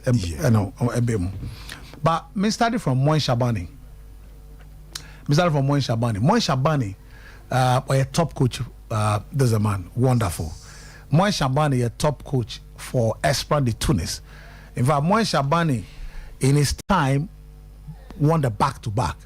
2017 after WAC winning, 2018 beat Ali. 2019 controversially because of what happened in that Champions League final between Esperance de Tunis and the WAC of Morocco. This man led a strong team and winning back-to-back, which in the history of Esperance Omuniada. So okay, but in fact, ironically, Moise Ben Shrefa is 15 years at Esperance. Yes. As a goalkeeper, 15 years. 2011 now, after Harris and Shego Mouini against what? He was the one in post. He's been there. He's the most experienced team now. Team now the winning, they only have 2. Now, that's 2019 team, no. Khalid Shaman, Chamson Dawad, the centre back pair, Hossein Radi, left back, Samuel Debali, right back. Samuel Debali was part of 2011 anyway. Frank Com, Fuseni Koulibaly, Ivorian, and then the Cameroonian, and then Gillian Chelali. See, Gillian Chelali, all those players are gone. Anis Bad, the right wing, are gone. Yusuf Belali, gone. Yasin Kenasi, gone. Bilal Begri, gone. Hussein Joani, gone. Haitem Begri, gone. Ali Meshani, gone. Ali Mohamed Yakub, gone. So now, I say, Esperance are now in a transition. Almost building a team after the 2019. Even as of last year, they had a lot of them, but now they have to build a new team. Ofri Esperance no oko El Masri. And Ofri Hormo and oko Cleopatra. Our Ceramica Cleopatra Egypt now. So Ofri no some bad. Don't forget say Okoye when he left the first time. Omoko for Ridey Jedi, former captain, Sombe Kochitu Nanfa, Nabi Malul Anfa. Before Osam Baba. In fact, he was the one who qualified them to the Champions League.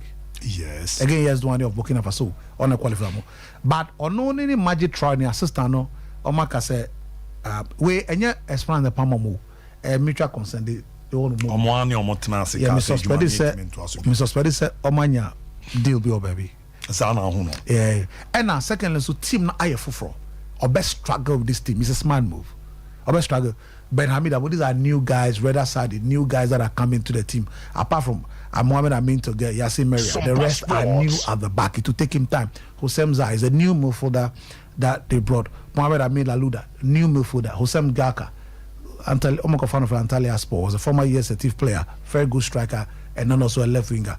Mohamed Ben Hamouda, he is the surviving striker from last year to now. So Akwesa, yes, they brought Anomi Oguchi, Nigerian midfielder, but I am virtually a new team that will take time to gel. Now Babe Bre, after building a solid team and winning, and I don't think that he wants it. So it is best. And this year, Esperance one year, they might not qualify to the semi-final as a result of that.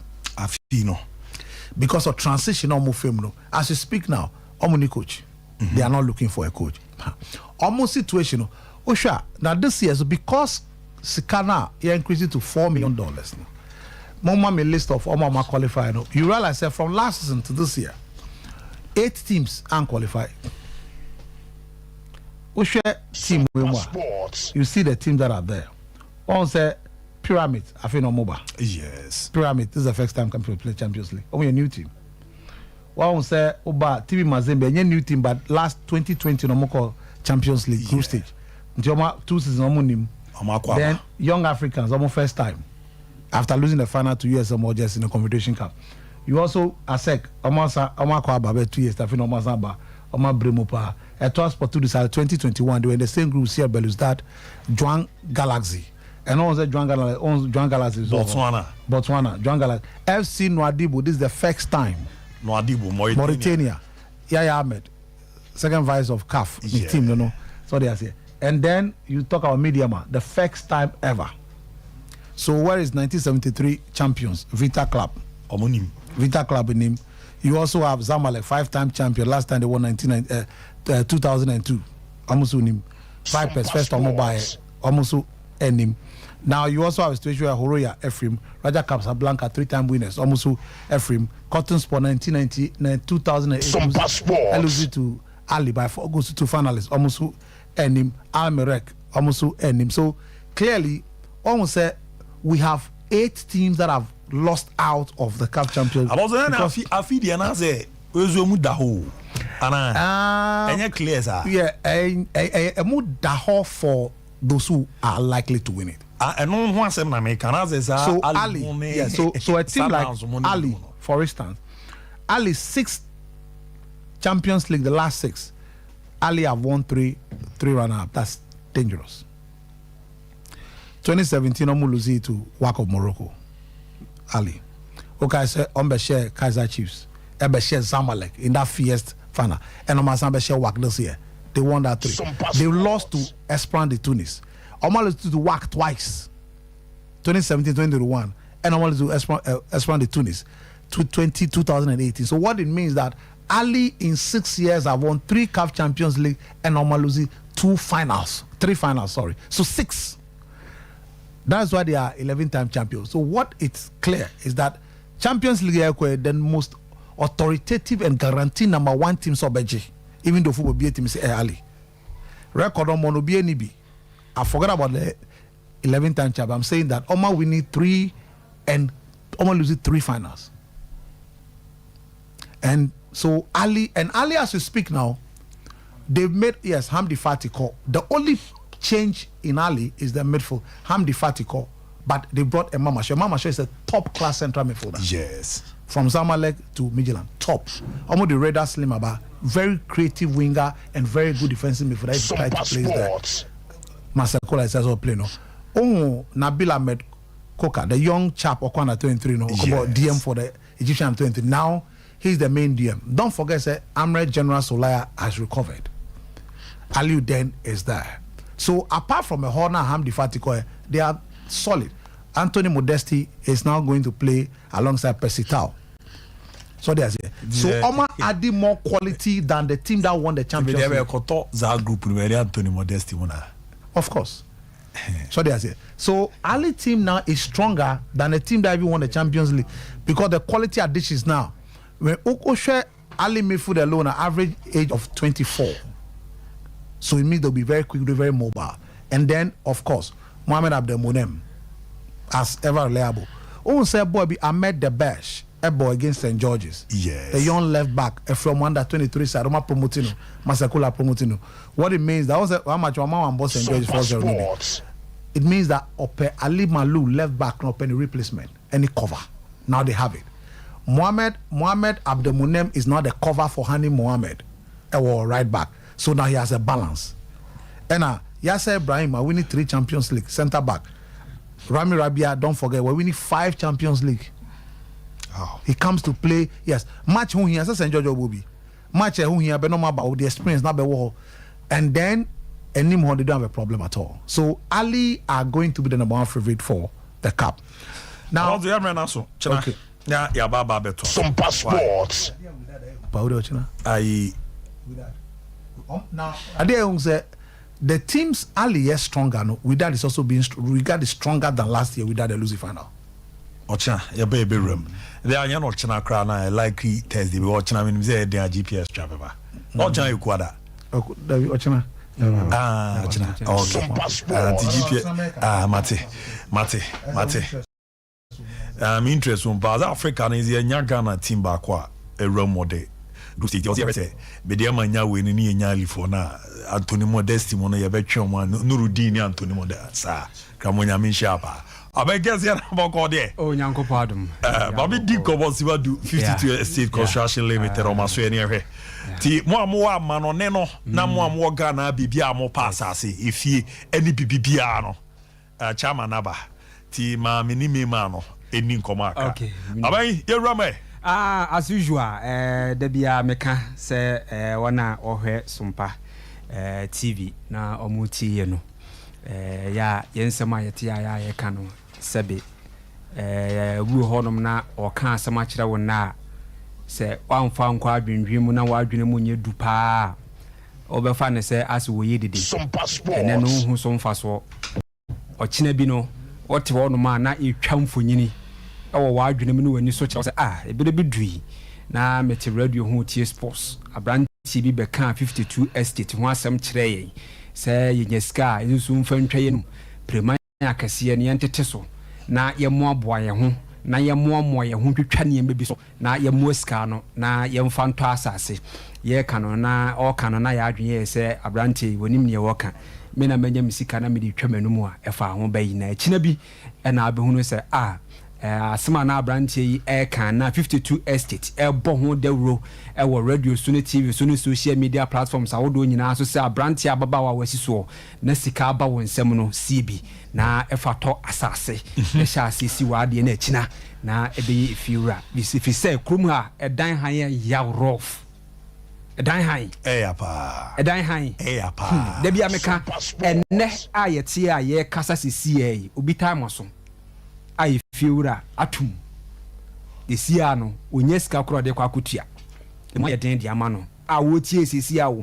enso so bre bi du yes ka ba ne nsemu a at least ko nani kire mu wo mefa nse bo ho sasa ene sa nkronkro na atwa ho ahia akrowa no ne ade no a sam na sika wo ne nsemu a that time no koro na bia as low as full plot bi nya na bia be 15 na 20,000 yes that time a sika wo ne nsemu a ko betimi ato anke ne ke bia ho kyera ba no ka full plot no obetimi atwa ne be 20,000 na 30,000 half plot full na oto no that time be 15-20,000 no obetimi achem atwa half ato am obi ahya ase de asi bia be one room e de asi so na kokotana na ade mu din wonu obi ani problem enso bre ne baaye no wamfa ne serious empempi ye cancer ase ho ase bi so wasase de ne boden eyi asase boden nanso ne be bi won ma se wunwura mu musa ya na won hye da hu eno ntira 52 estate yaba se ye ma manfo ye twe amanfo ne tiefo aben asase to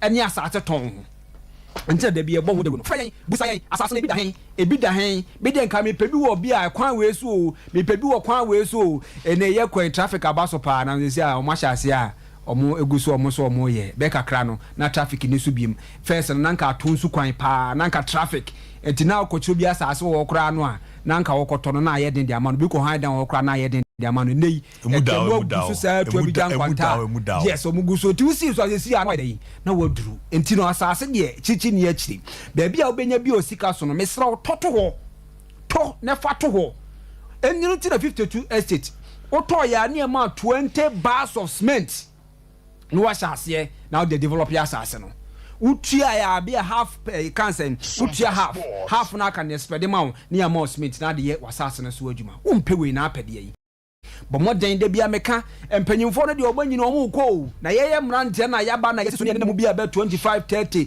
enya de bia meka wiase abrabo na yebo no obi wo hono between 20 and 30 ni sikanyemu ano no sikatimi ba ne nsemu a sa ni pasa no se wa mo wani an na ho ne ne sika ba no wan to tonsa asene bia mfa nguo na ho kire bi ba wotwetwa bi de asisi bia ebeduru ba bi no na sika no na ateko fi se wonti ma so yi a ubenya 30-40-50 de ko no sika no emabiem de be ba na ye hand to mouth unya na de didi unya na de didi so benya bi di ato pa aboabo no ebe ye den de ama wo obi so de ye between 30 ye ko 30-40 ena ne sika nyemu ba sika ba ne nsemu a se nipa no wontimi amfa nya investment bi anto ton sa ase na nwo sisi fie ni bia nsi wo amfa bi ama han na setiko se kimu a de bia so ka na muska o eni na wo abo bi aka wo be keka sansem na de acheche wo re so ne me bi aka echi eni ye sika wo ho no bo moden se obetim dia ton sa ase de agu ho ton sase fa gu ho ne to bi ne si bi ne fa bi ma han obedi di hu akopem so obewu eni nti mrante ne mabawa yesi so no mesrew sika ba wo nsam ne da bia meka eni abrofo no omuguso omo ye niema cars omuguso omo ye upgrades eye phones omuguso omo eye television omuguso ye fridge ahodo omuguso ye eni washroom kra na toilet yi na seat na ye tena so no oma ye electronics kra remote what I say ebi is remote nyina etisa wudi sa niama na chi na akwakọ han obi da na akwakọ to ye toilet seat use remote no bi da akwakọ sima mesew aha ye radio so panyimfo mo fa nchame wo se nipa no sabi wujimi eni die kwa so ujimi pa moni na ho na buas kana no se wanka se wunya wasase na wo de wusi one room kura si so a he de opese wo ye ne dan mu bia obetimi aye o pese o de washroom no de sense awie mu kura wa wo fie e fie wura bi ho no kura kwatena ne fie kwa na de condition bo ne fie ho obetu on twema ti sanye mani nyina no ka so se ne dan wo se ne dan nanso wan kasa wonya wo fie no kasa obi tie yen ebia bre bi ba bi e kan e wan to asase ne bia nto da so han obi dan bia wa wo mienu miensa enkwala ho ahomete akwala de chalk anase ne chalk ni won crayon wo de kokko san fie wura dan ho se kimu a utuo mu ano no bi okura wo time so obetu uni ho asem ka obekọ enu ntira de bia betra radio yi so a ye kan say yesremu mo bosika no na mo ntimi nton saase ekroma investment betimi abo pa ye niam mienu ada say obetu kwan ana say obeton saase de asifie de amahan eno ano a big time investment obi tie yen o wisika bi da bank ohun ye won fanye fabro 52 beto asase fabro fi de saase fa mahan usika nyamu ano no obedidi ho akopem so bewu enu nti ye kasa fie number na frɛ yen kumase line ye nya problem line ho enti na de ye be use 0556 na 0556 72 33 38 0556 72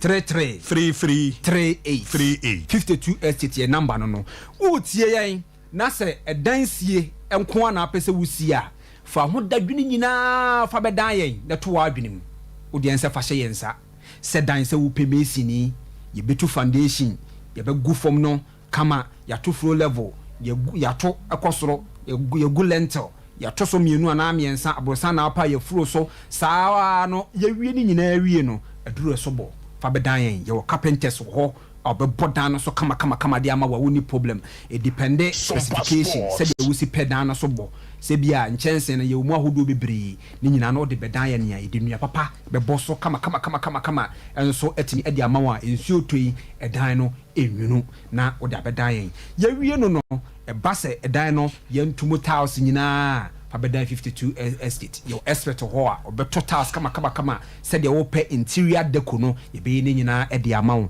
ye wie no e ba no e electrician a beba be wa ye fie no wadi wani maboa ma ansetimi aka meter asomdwe mu no ni nyina Fabedan 52 ye be ni nyina de ama wo plumbers e wo ho ye be ba wo shroom ho be bia pese ye twensuo di ko bia kama soka we ye be ni nyina e de ama wo 52 estate ye dwuma eno no ye wie no painter ye be painti wo dan ni nyina mu ni fie no kala bia wo pe kama ezo so etimi e de ama wo na tiefo enhye ne nso obi wo ho no mu a wo de adwuma ebere ye ne a ye ya kye ne se cable ne niema we ne ye papa no wo pe so kye so tete niema so ekina bi bobo 52 estate dimbone se ya anya adwuma papa amfa monte ye sere mu mo ba ye nche ne ebedi nkomode modwuma be hye ye nsa ne die kwan so munya ntobo asema ye ne nche mu ne papa ebe bo fi se dan wusi a enye se wusi ne wabubu ana se wutu da kosi be foforo eye afebo nti ye ya make sure se be ne kama enso so etimedi ama wo eno dan chen a mesra wo se wo pedan ahan pa baby di uti ato a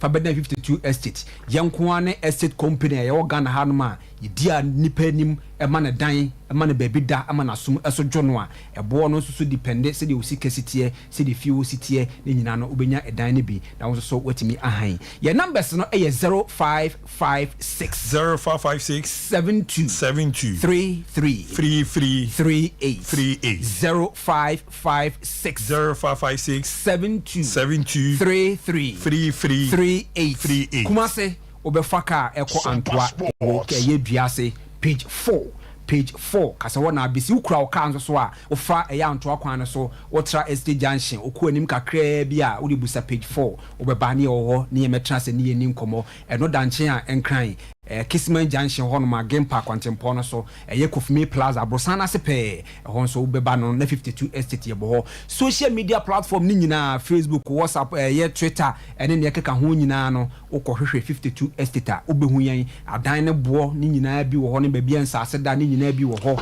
wo asase wo ho ofie ho opo bi amana to ani nyina nso fa bedan 52 estate be po bia obeto ne kama ede ama tiabu Away. We are branche. Sompa Sports.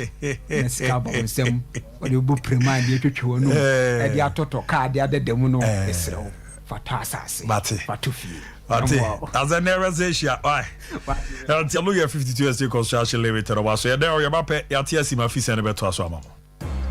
Sompa. Wahwɛ sɛ wakɔ shop akɔdi dwa ahodoɔ basket ma emu provisions ɛne nneɛma ahodoɔ a ehia wo paa wadi line mu saa eduru so na wokɔtua nso a yɛaka kyerɛ wo sɛ untimi nchante me chance number na so ya keke na mom o de Vodafone cash dey a unni how cry ya ka ko bia say there untimi de Vodafone cash etua merchant bia or what network bia so straight direct sharp enti say water provisions fuel inro inuane me kire say bia o pese wo ye bia no Vodafone cash ama na ye mremremra ma o ye hia obeya de say obedale star 110 hash na tua ka ko merchant bia ho e wo network bia so Vodafone. Play now Landio, Ghana's #1 casino game. Aviator Al Landio Betway Airport. Betway, for the love of the game. Bet the responsible way. Regulated by the Gaming Commission of Ghana. No under 18. Terms and conditions apply. That's a long ball into the penalty box right now. And number 7 receives that. He's gone past the defense. This must surely be it. Goal! It's a goal!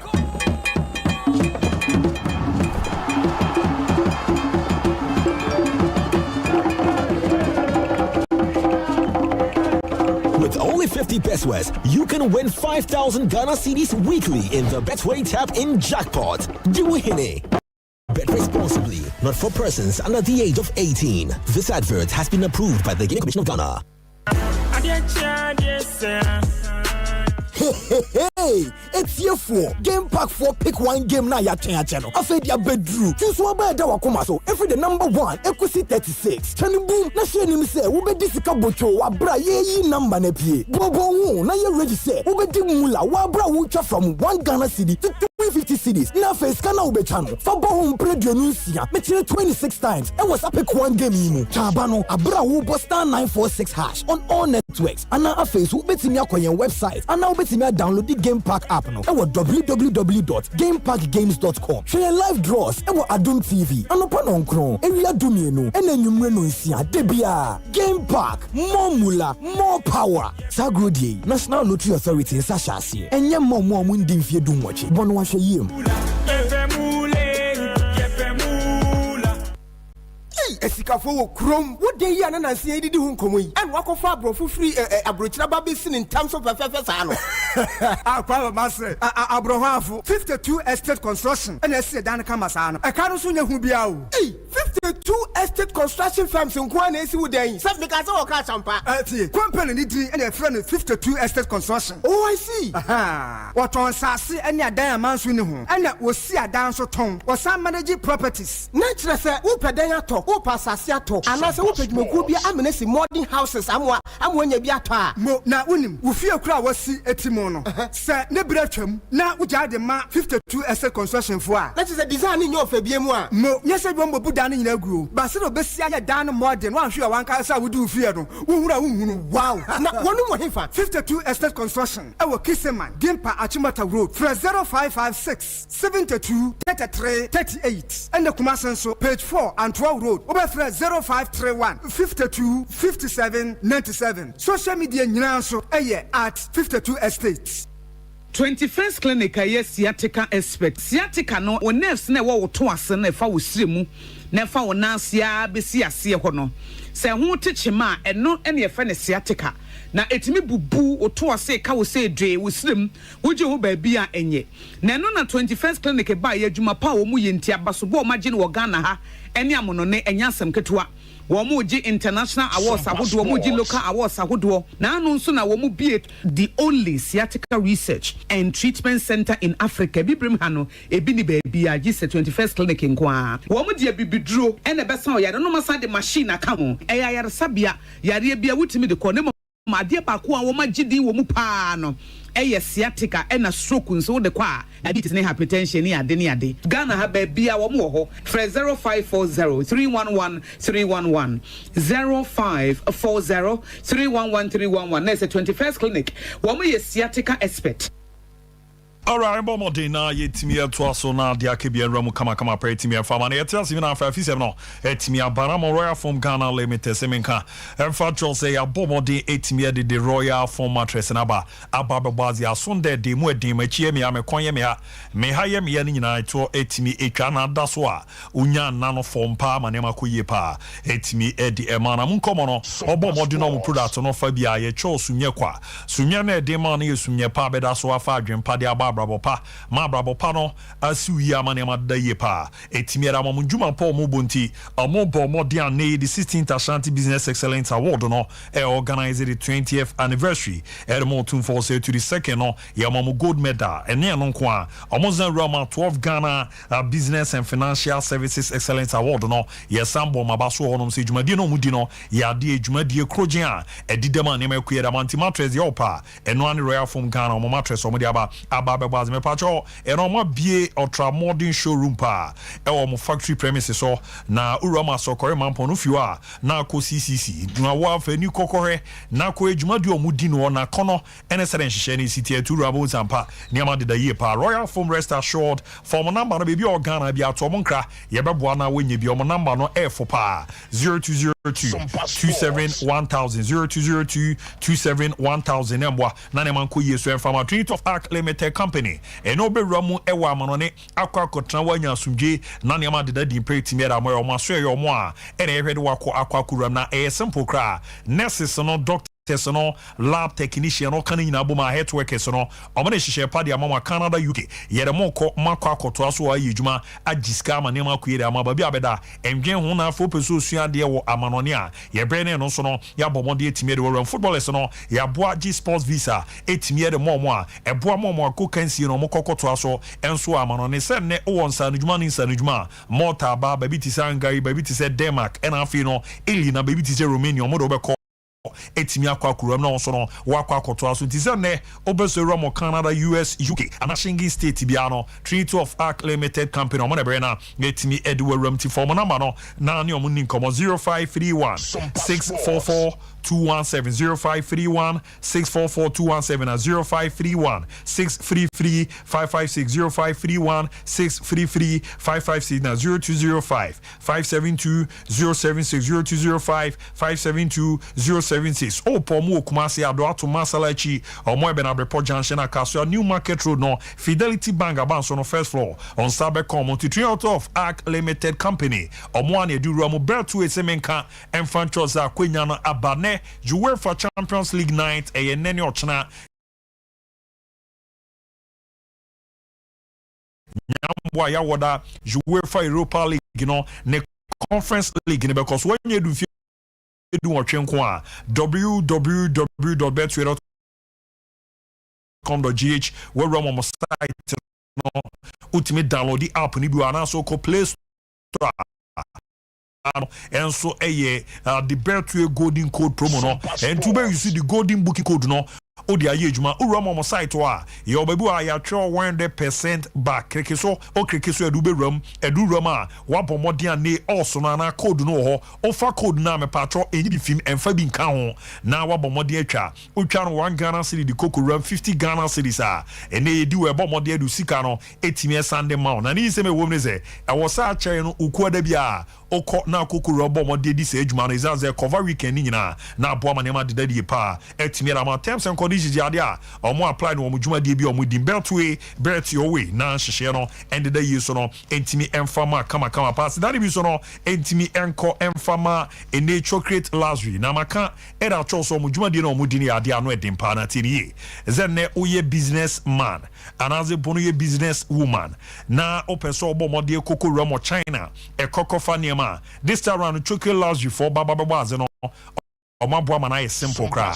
There is simple nene se obetra Ghana ha wa oda niema no and you say we say odi momo ere be sambo mo de etimi atwiaka akere no be se nanu num no ere kokoram na otwinsia no niema na ope no na ache so nsa etimi aka dio no yusu credit card bia enya afi ne yakwa koram acho se kona koko yusu we fatwia e momo no ena abo mo de etimi de order e bi zo home decoration phone accessories packages out na e bi ti sentema ewi ena afi jewelry out na diapers no and niema hodo na opeso tuton anase bo wan kasa peso yusu no ene choke last for aba ye bo ama nema de di pretimi ya ama na de tienie amoso omo aba no omo share apeda atete nkofo ache omo ke omo fa so metu sa na mo na ebeboa na ibibia de di pa etimi ya ama dize ne obo modin akra nema ke omo fa so di momo na twia no eno ne ye ba na ho tete ne de ama take it in odwama so enkofo guso to if 500 Ghana cities on Saturday can't take it now. Warrior Bibiano or more else Bosumi ye no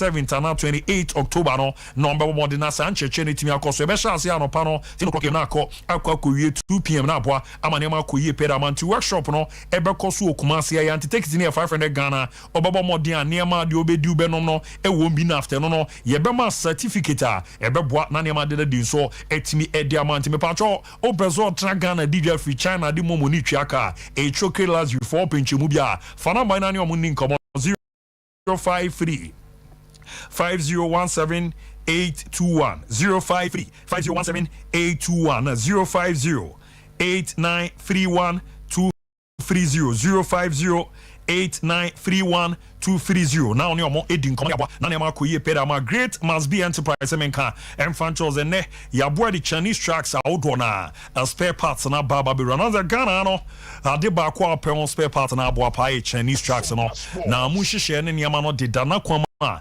bibibia ko kama pa na me pacho yes se netie ede no say ho sino tracks no and fi Shackman ne de kaka ni na no ya bomode de ababa be ramti ne engine house na ope say ho a brake drum no and springs no surpresa bar ni na no benye bi ebi ti say V bar and afi ho headlight no and a Shackman H3000 headlight no and a tailist ni na no benye bi Shackman Air 3000 headlights no filters outdoor na and a Reebok no and no omo big plants outdoor no big port back no big port front no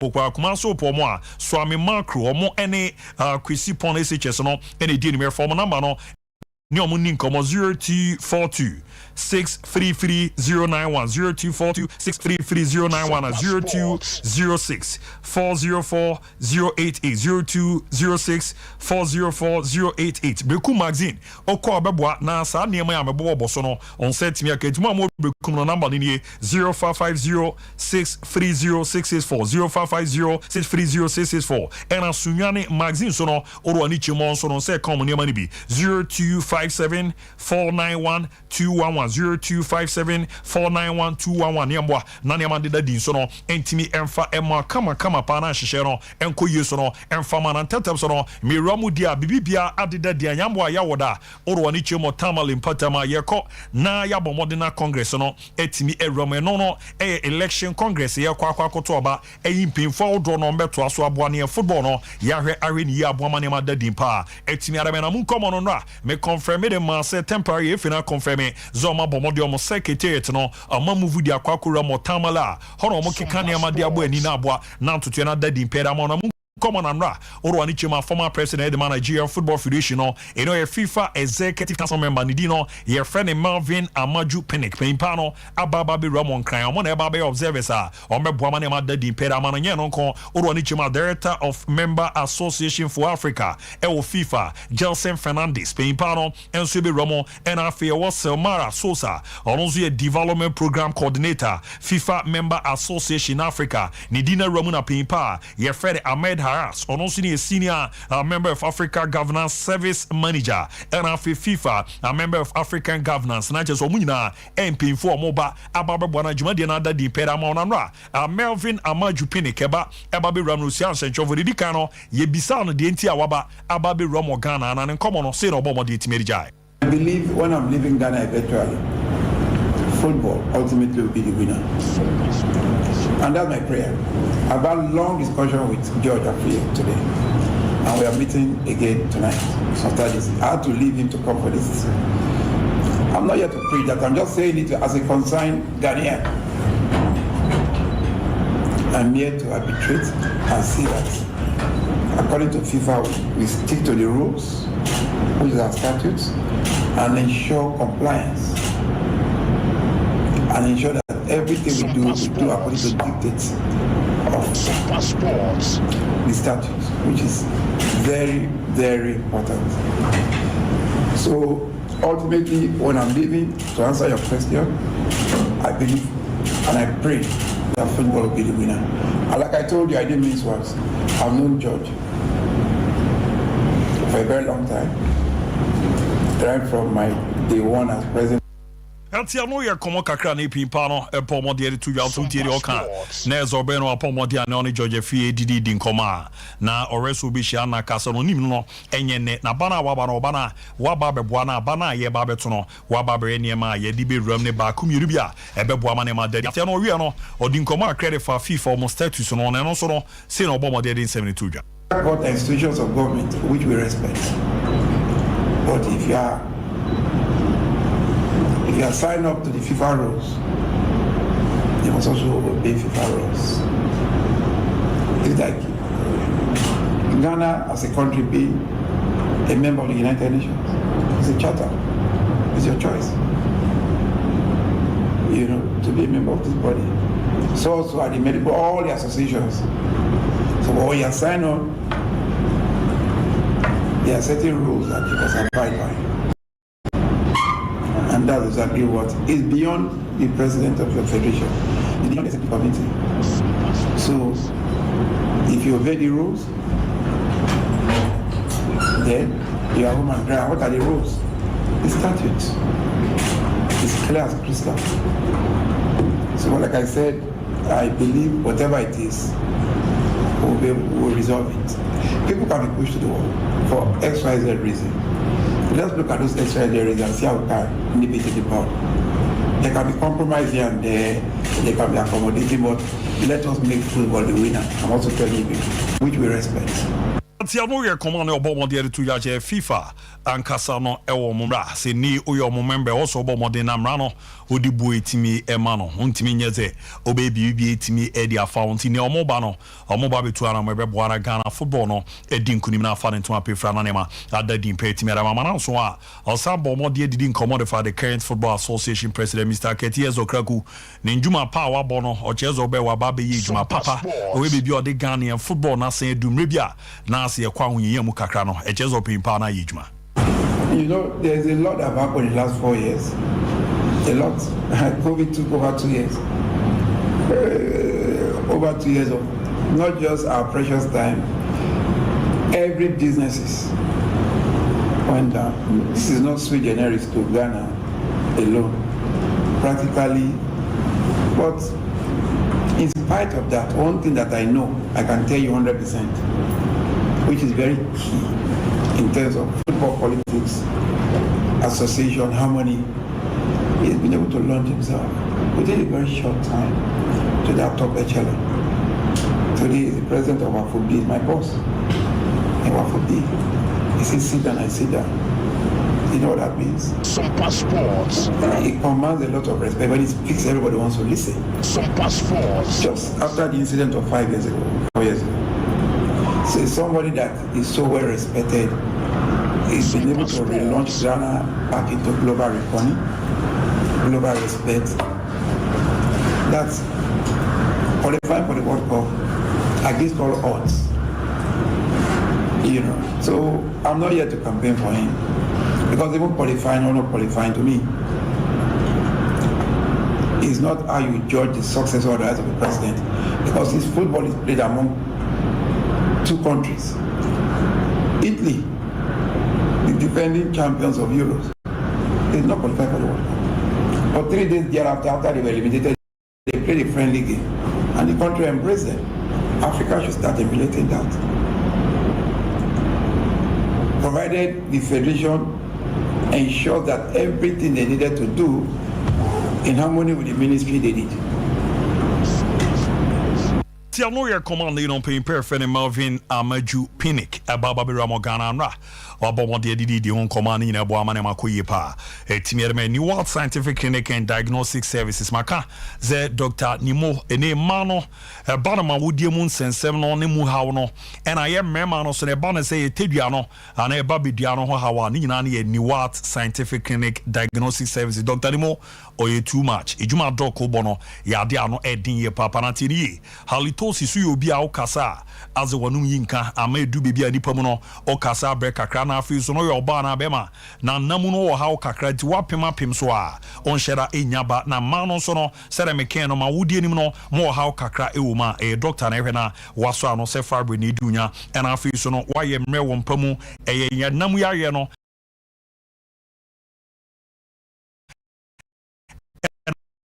na ni na bo modin adobro wa hwe a unti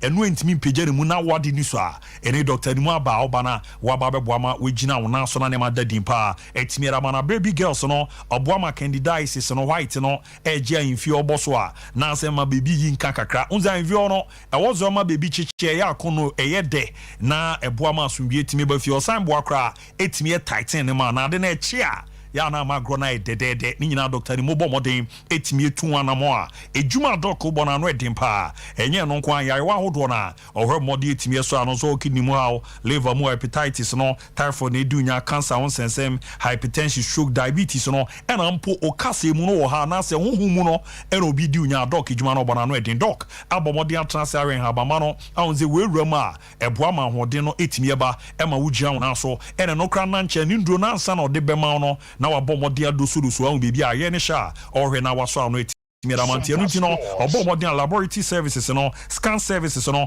ena other machines ya kukudam no use no enhehye no say na waye kuma so pomo atonsu Monaco junction omoni adansu ya bang no ene di ni obo modern so do so no wo kuma se jora kokusi memeda no pebia 7:30 am na face 6 pm no wabo modi 8 mi apon anwumre enkran so no pomo a odo ni chiemo fotorama omo Ebrengori free station omo ne next chemist ene di ni enkran so no so do so ahwe bebi a ye ne hye no ya wode bia ekokusi memendano pano 7:30 am na afidwumre 6 pm no omo abomode etimi aponti fadoc number no enene nkasa na ejuma obono ano edimpa 0244 0876 870244 087687 na 0279 087687 0279 Ramu na Dr. Nimomboa na jiao na so na ne mande da ye kama pa entimi emfama Roxy travel say akwenya na ba yero kwa kurama manone wakwa kobobo wakwa kotrensua de aboama ne mande da de da ma US no ye je a work permit etimi da ma chechefo no yere mo ko Canada UK health workers no ene dimura na factory job no baby ti say Australia or ani che baby ti say New Zealand and baby ti say Turkey ona akwenya na ba baby ti say Albania ye roba ko akwa kura no abuejuma drivers no almost Qatar Dubai Kuwait honso no ne no Roxy edemo ko akwa kura na mato aso amanema adeda di impera ma Schengen state ne aboaji visa etimi edema na nenso no yeso ye cleaner na sepo no o ye driver na eba ni security job no di nani so a Bahamas ababa beto de ama one ben Florida ntu rom no enya de so no obetimi abrekranti ko ne ambo akonya damze okwa kusua de a China Canada Belarus and baby to say US no omeboaji scholarship area am eba na ticket booking no reservation no ye private jet rental so no omudi wani me ye de man afi birth certificate ne passport assistant ni na ebeboa enti kuma so pomo a asafu VIP station godi touch ubenya omo ewa bansu ni number no kuma se de ni 025 777 6730 025 777 6730 na 055 7607 375 055 7607 375 na Accra Kaswa CP of Methodist Church no Nyom ho number no 024 4613 237 024 4613 237 yambwa na ne mande da di informa 21st clinic sebra na eba ne siatica onkomo mo da mufu a omo dwomo na so a ejuma na omo bono ya de ano eden siatica ne den wa transi ache ye ma me ne papa mu ekodwa no ama to asinti na twetwon atwetwon ama na wura mu osisi ama na wura mo na chi obibi wantu ana mo ama ahwe wa da bi no o ba bebubu nti wura mo ne hwe na ye ntimi so ano maso no kwa yaye no fruti so ba besi unase stroke ne dunya diabetes ana bibia no ye bre ne aso ano netimi edi ama no mo ebo modern services awodo na ramo omo laboratory on face scan services no ebe rametimi era ma yedu so so bibia aye ne hye ya so ano era ma Friday be after work to fa ho ye ma massage no after ne ye the machine treatment na ba machine no ba kubu odo na isi so ana wo so nan na abesori no no onze moja no ne di efusane a massage o nan yam no ama na ramo na ntu bibia ramo nkotodwa bia pains ni nyina no obon se na ekọ more than 15 branches Ghana bibia omo ebo ejuma Kumasi and overseas junction Obena Free Radio Obuasi Council Court Score junction be nyoma kra Dome market tu nyo na sunyane kuma ankranza any teachima nyina obenyo mo nti ko ni no so ye ma wa bibidru a ebeboa mo gyan na so fana man na 0249 311 311 0249 311 311 0540 311 311 0540 311 311 na hyehyɛ no enko yi kama kama pɛn fa mamaka se Vodafone vozi nebra na yamwa ne anya tutiri yesen pɔpɛ fa bisanso mabɔ dia Vodafone cash special bundles no yetimi ade aba na mu ede pa ne nyina nso bɛda star 110 hash wa bɔ mɔden to credit no 5 Ghana cedi ye amount 200 minutes a ɛyɛ valid for 7 good days a obetimi da frɛ all network unya ne bibia agi se Vodafone izanze dwumadie na ɔmudi na no ɛdin ye papa star 110 hash obetimi abomodin na wetimi aye na aboa manema akuyera mana akọ my Vodafone app no so a na wabomodin akọ akoto no na connect ewura aboa manema deda di pera madine o person ni adofo ni di nkomocha eye Vodafone also bomodin eyusu na ye boa na nema dadi so edema Vodafone further together in the cyber industry semenka enfanjo zo mo the quality herbal product abedwama so a ebeba nyama na nyama deda di pa etimiera mana mo product no ba ko eye NS ointment no no boa manema deda di edema baby girls no ya na stretch marks no wo bibira boys no eputu am off kona kokoje NS ointment ni bi fafi famu na mwana honam no eni toso pimples na aju enima boso oye bema UT a enso bi aba begu wo yi aboyu se na yesa na ntama propro ena fe so kra ne no as pampan bi wo ho eno so kra na nche no nsawanso bi age honam nani aboso na afi koko esisi wo obonse wo a wadwawe na honam no eyo ohene na afi oyo oban so no na ho a aju tiwi na se aboso a NS ointment ni bi na yusu a ebe na yisa ne mani nyine fi tun so pa onye bi na de fufo mebebo ama wi no afu kama pa baby girls no say white wa masi no on the wa de pass hour fa bo ayi NS ointment ni na fasisi o enche baby be chihye bede na ya kono mo ana bomode dia we nature capsules no etimi abanti mane mema nyina yetimi no na de tienie ebo ma immune system kwaba no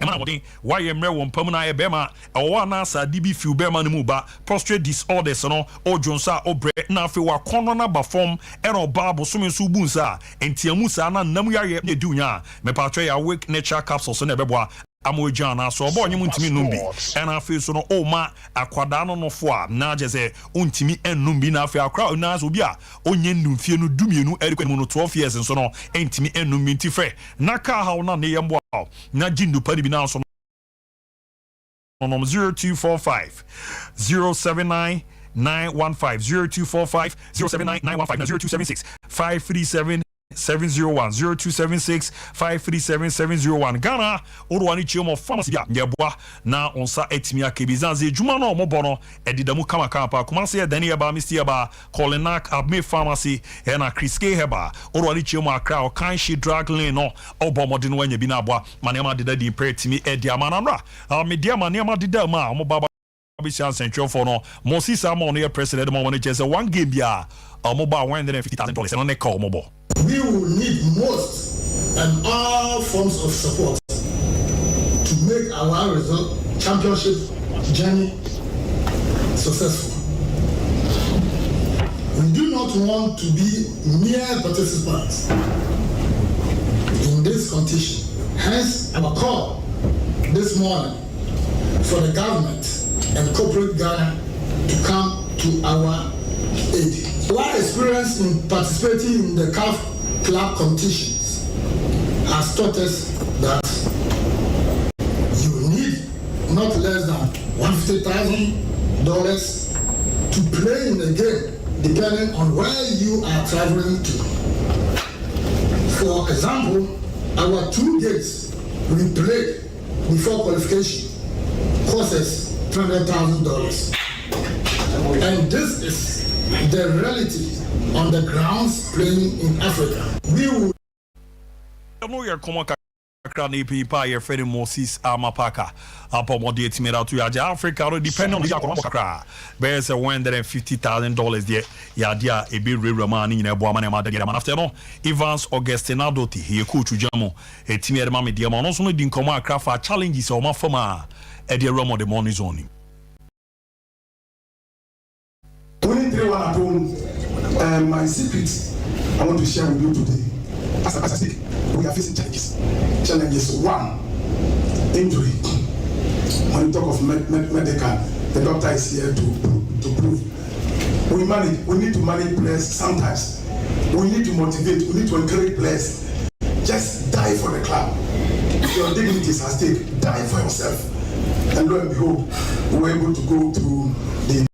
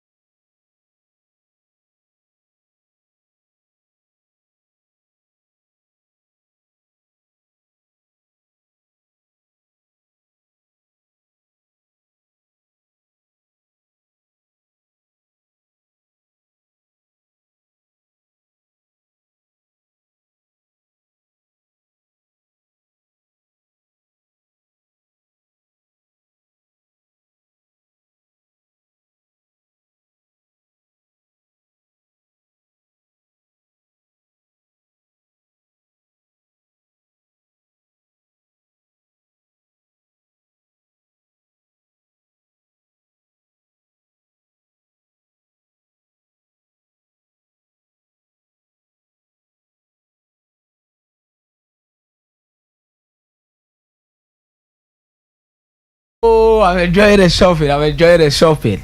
Shopping over here, heavy. What? There was a cat here. What gave you? I was in our account. So heavy. The footballers in the Zania Mawiniana. Oh, no, you are not come up.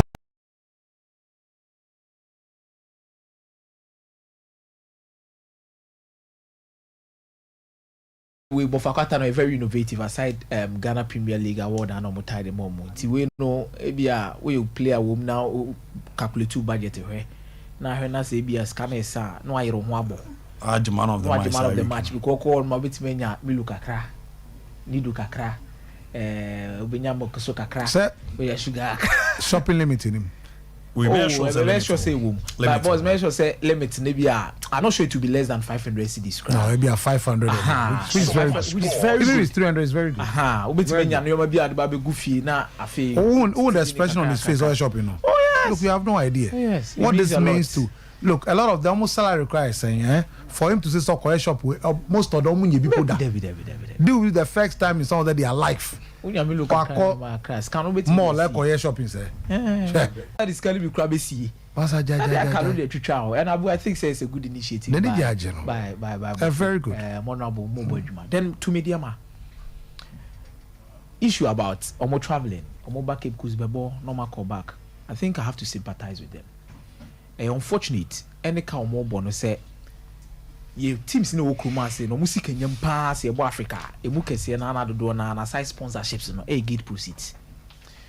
Now with gate proceeds no medium ball Cape Coast for 10 out no enye nika Sompa it doesn't even exist and just enkokra ebi ma inti matches no mo bono. It is more or less say they are playing matches, they are spending, but they are not getting enough.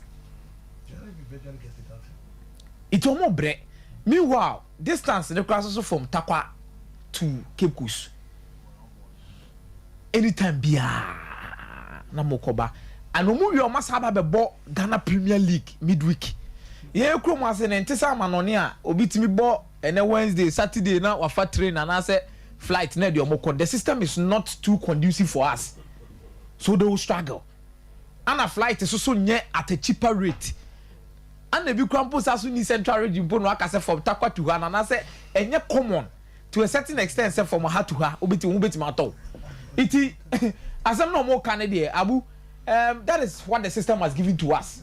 So we sympathize with them, but they should go over those challenges. And they said the omudinya resource and they qualify, you know, or use that as a motivation.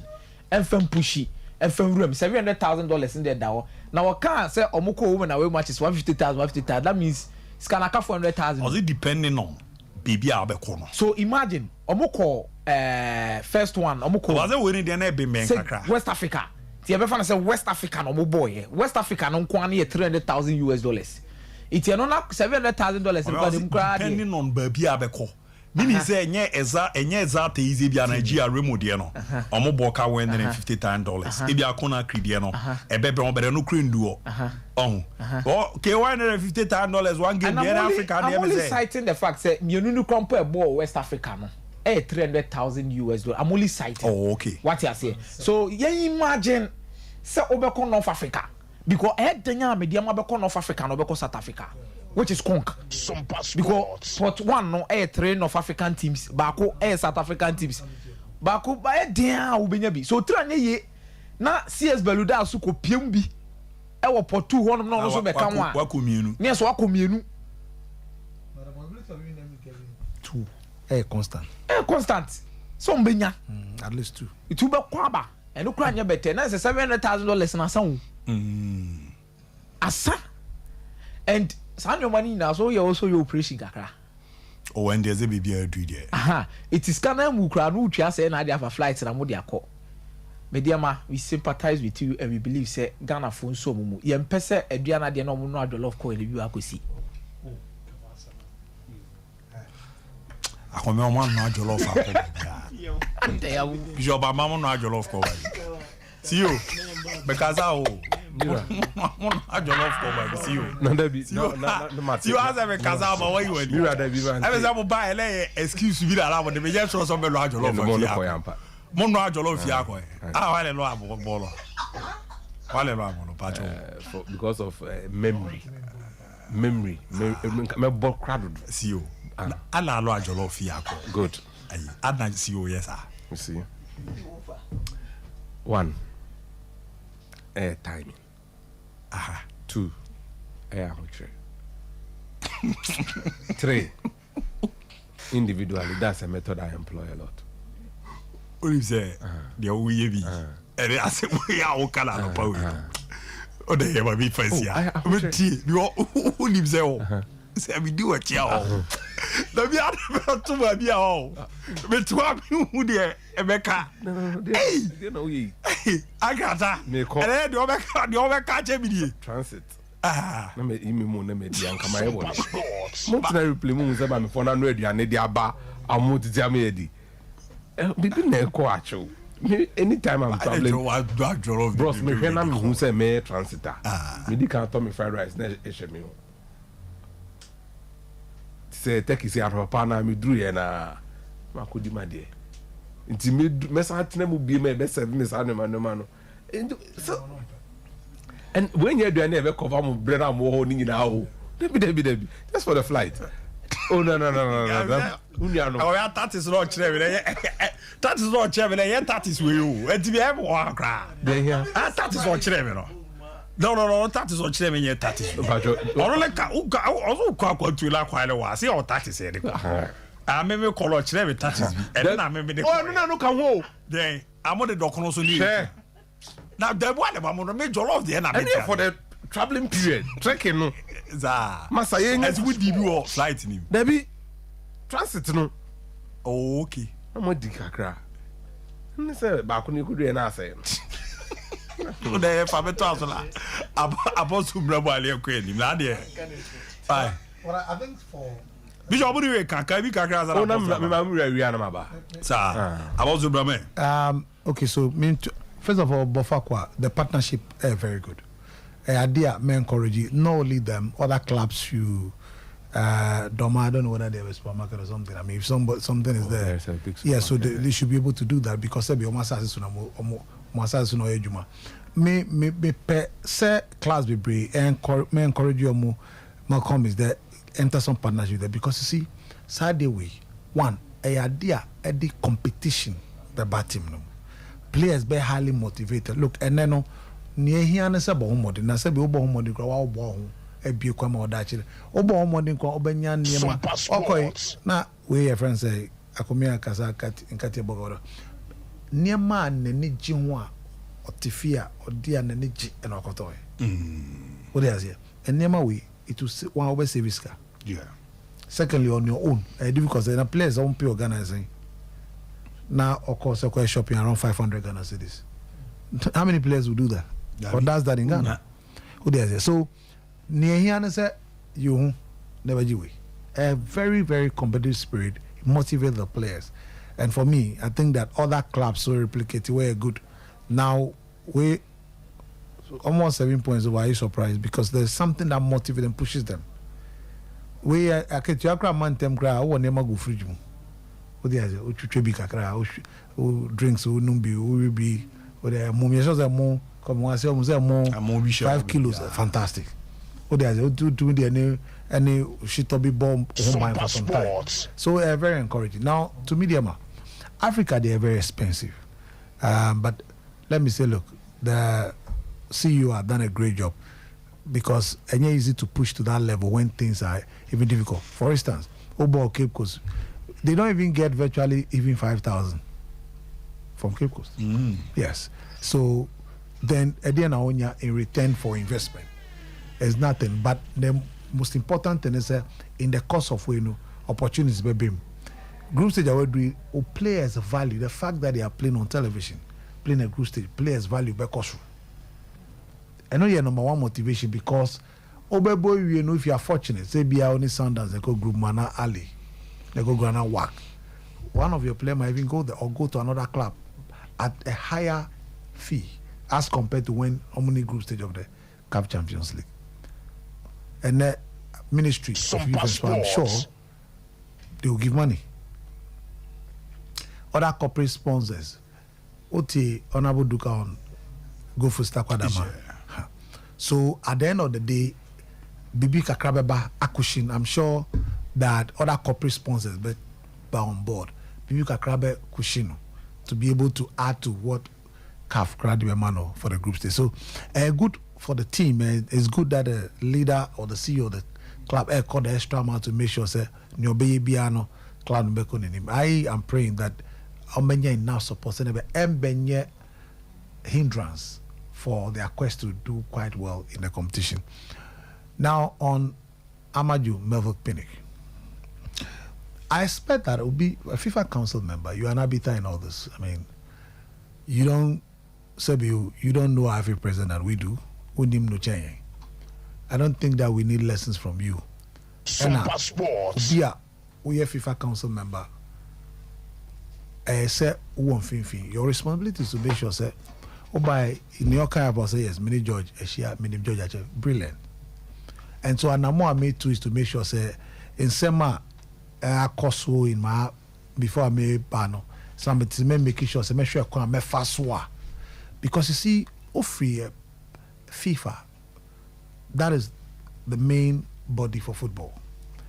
Any member from FIFA who call baby like Ghana, any other country who call Tijuma. So making sure say we won't fin.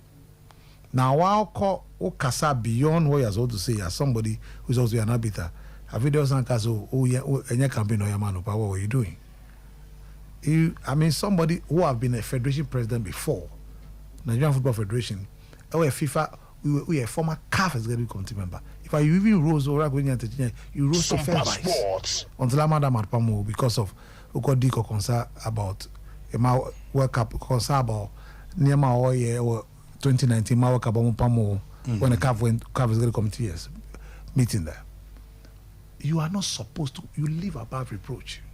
And you say, "Oh, kasasa." And these are cancer answer. No. It is on cancer. If you in diplomacy, it needs a no. Because you see, you are told from FIFA Council, you know, the issue about mentioning statute. Please, any part of the job, we already know that. Okay, who mentioned statute? So have you also checked whether the appeals committee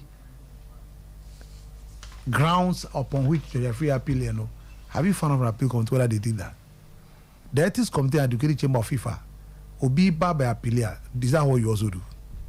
I was my bishop in Ramkaka. Bishop. Because yes, then we forced to raise those issues. But when I'm a college in Ramkaka. I remember any assistance to the opinion from FIFA by the Ayakotwaba. I say a build up from tomorrow would be geared towards the election coverage or Tamale. And we are going to cover it very, very well. Your bumpire say, Tamale, Bano, na young football is the ultimate winner. I was in Egypt 2019. Minim Dena Solomon Dalung at the Amaju Pinnick Air Faso. And some of the things he had done. Sompa Sports. I'm a bit cautious. And he's been involved in speaking to Georgia Free. Onwaka.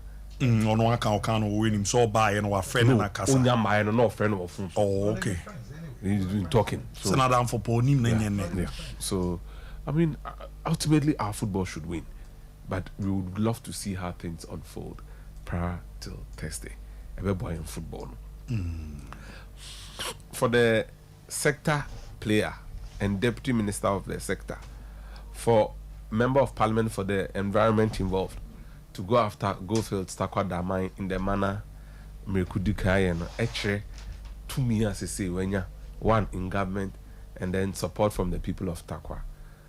Because omo match be on board akun hobi a obaye no what is omo to do kabe no krana mi biso asemi ansa na wako no as no FIFA no kre say no FIFA for no abaju pinik by no ministry no minister kokoshi omo ma parliamentary select committee on sport omo chair no Manuel Agogo omo koshi aramba I'll find out. About that must say issue court so I don't know more involved or more. I am running almost some person be this one. But I say we now make a choro patri with mommy. Oh me. As in minister. Minister. Asiano. And I feel so parliamentary select committee. Fantastic news. Okokushia. Agogo one pinch. I simple cry. But every and I'm be able to free sabre because you better to you know should be for the betterment of our football. I know that chair. Do come why you do. Mediama yeska. Ano mo hana ne ye musika ho adwuma ha na nya asem ketwa. So my brother, the bit my abo mo musika no mo nsa ka bia no ye nye no mo nsanka. That is one. Two, omon tia say baby omon nam say no. It requires financing. Omo ye nam for and we have that relationship with them, so we're able to say some things. Omo kobo under some obudu omo come into allies. Sure omo 3-0, you know. Go field through to them, said they suspect, said the match fixed. To make sure the entire match no, na correct. Boy, I got a stream and 3 goals in the vibe. If there's one club, I suffer greatly from that betting seminar and a boba Ghana Hana. It's a corporate organization. I'm person do on fino. And then the man and you, even with allegations, do come in and said they are not paying them again. Oh, it drew leveler salary. Operational cost ni na nanka go field for no nefa the Moses Nasi can not the him cram Tahiro mo no the omusha say no the omko Spain Nana Kofi Babel ko Austria Ebenezer Akabisu so bem. So he started buying young players, changing the face of his team and policy. Tienre into one amount na who say and you ma dane red dane ba look football near this kind of no matter what they tell you. Scanning there. Yo, Mate, my first phone number 055419 319 310 548 319 319 baby Alfred. Me show bonus na. Do for papa person. Na abu just half of 4 players in the set. Omuti akuma. Teki abu the just about so just a 2.2.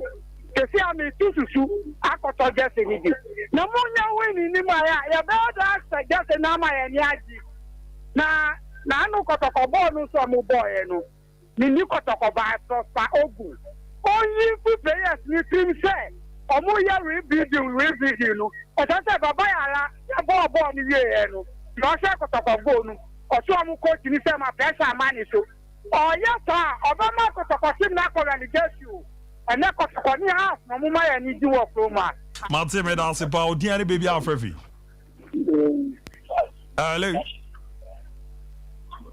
hello yeah udini baby afrefi ya me watch alo pe mejozo antara no pe ni mo ba so na ye ka ti ko fun shawo boys ma fa na ni tire ti se for bi mo mo chaban ko me la kan na be dio ni for to ala fit ma je bi so ma chan tele grawe ni football ko ya pa so je ni ya ẹ̀yẹ́ bí ṣe kò yìí ní kí n jọ mọ́ kọ́ fẹ́ fún Africa lára ẹ̀jẹ̀ ọmọ police car yìí kì í gbọ́ ìyá ọbẹ̀jì na ẹ̀bùdí ẹ̀bí mọ́ọ̀dìn yẹ̀bẹ̀ tẹ̀ tí n ṣe máa kọ́ ẹ̀fà nù ilé mọ́mọ́ ní yẹ̀bẹ̀ sọ ọmọ àti ìnáwó tí wọ́n bá kú mọ́ ní ọ̀pẹ́ ní ìgbà ẹ̀ka wọn nílá àti wọn. Martin mẹ́sàn-án mi náà sọ díẹ̀ ní bèbí afẹ́fì. Hello. yà ó dín ní bèbí afẹ́fì. ẹ̀lẹ́fíìsì máa ń sọ dàtà náà. pàṣọ mi tí o. Israel ay ko play so mo mboye esa na se he bono ko ni nje kura ana me brata ko me filimi pa na lens no ye no me teda ko me shia no me ayu se me filimi Martin e dia ni be shia dako o dia ni baby afrefi oh fantastic awu dia ni ayo la mi tí o we dia bi en se so mo boy ma la gala for so e no jadi ka kan se we jama any drinks don't pay atom any nyama mo eri boga nse mu ko mani mo ngala to be ko wani ana abete no ma to ni so mo ni de be a ban football ni ko wani ani zero ni na to football Ante meda se pa Mayura Mary na me fa ba ku 05549 319 310 5549 319 0548 9319 fra no dia ni baby afrefi. Hello. Yes, I'll dini baby afrefi. Me fefi so manya. Abajo video. Mpacha ti atapo ku se me fili mati.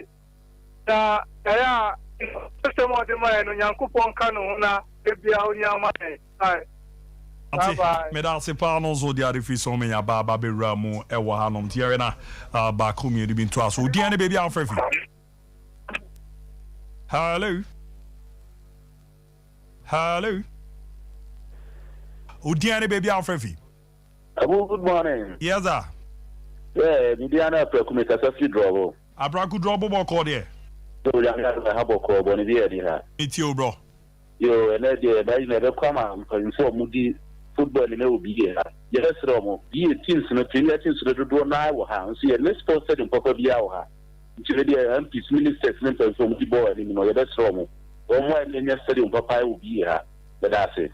Ti menso medasi so do di aba be ram ni adia di kramwe ze binya ba kwa na memre na yemre o okay mate ti mo frɛ no ye ko ebo dumienu a news no beba na aba beto aso era mamo ti ye da mo nyina ase wante unipadua ase a wote ayaresa ase ɛso sɛ wo apomuden ana soro sɛ wo ahoden yare bi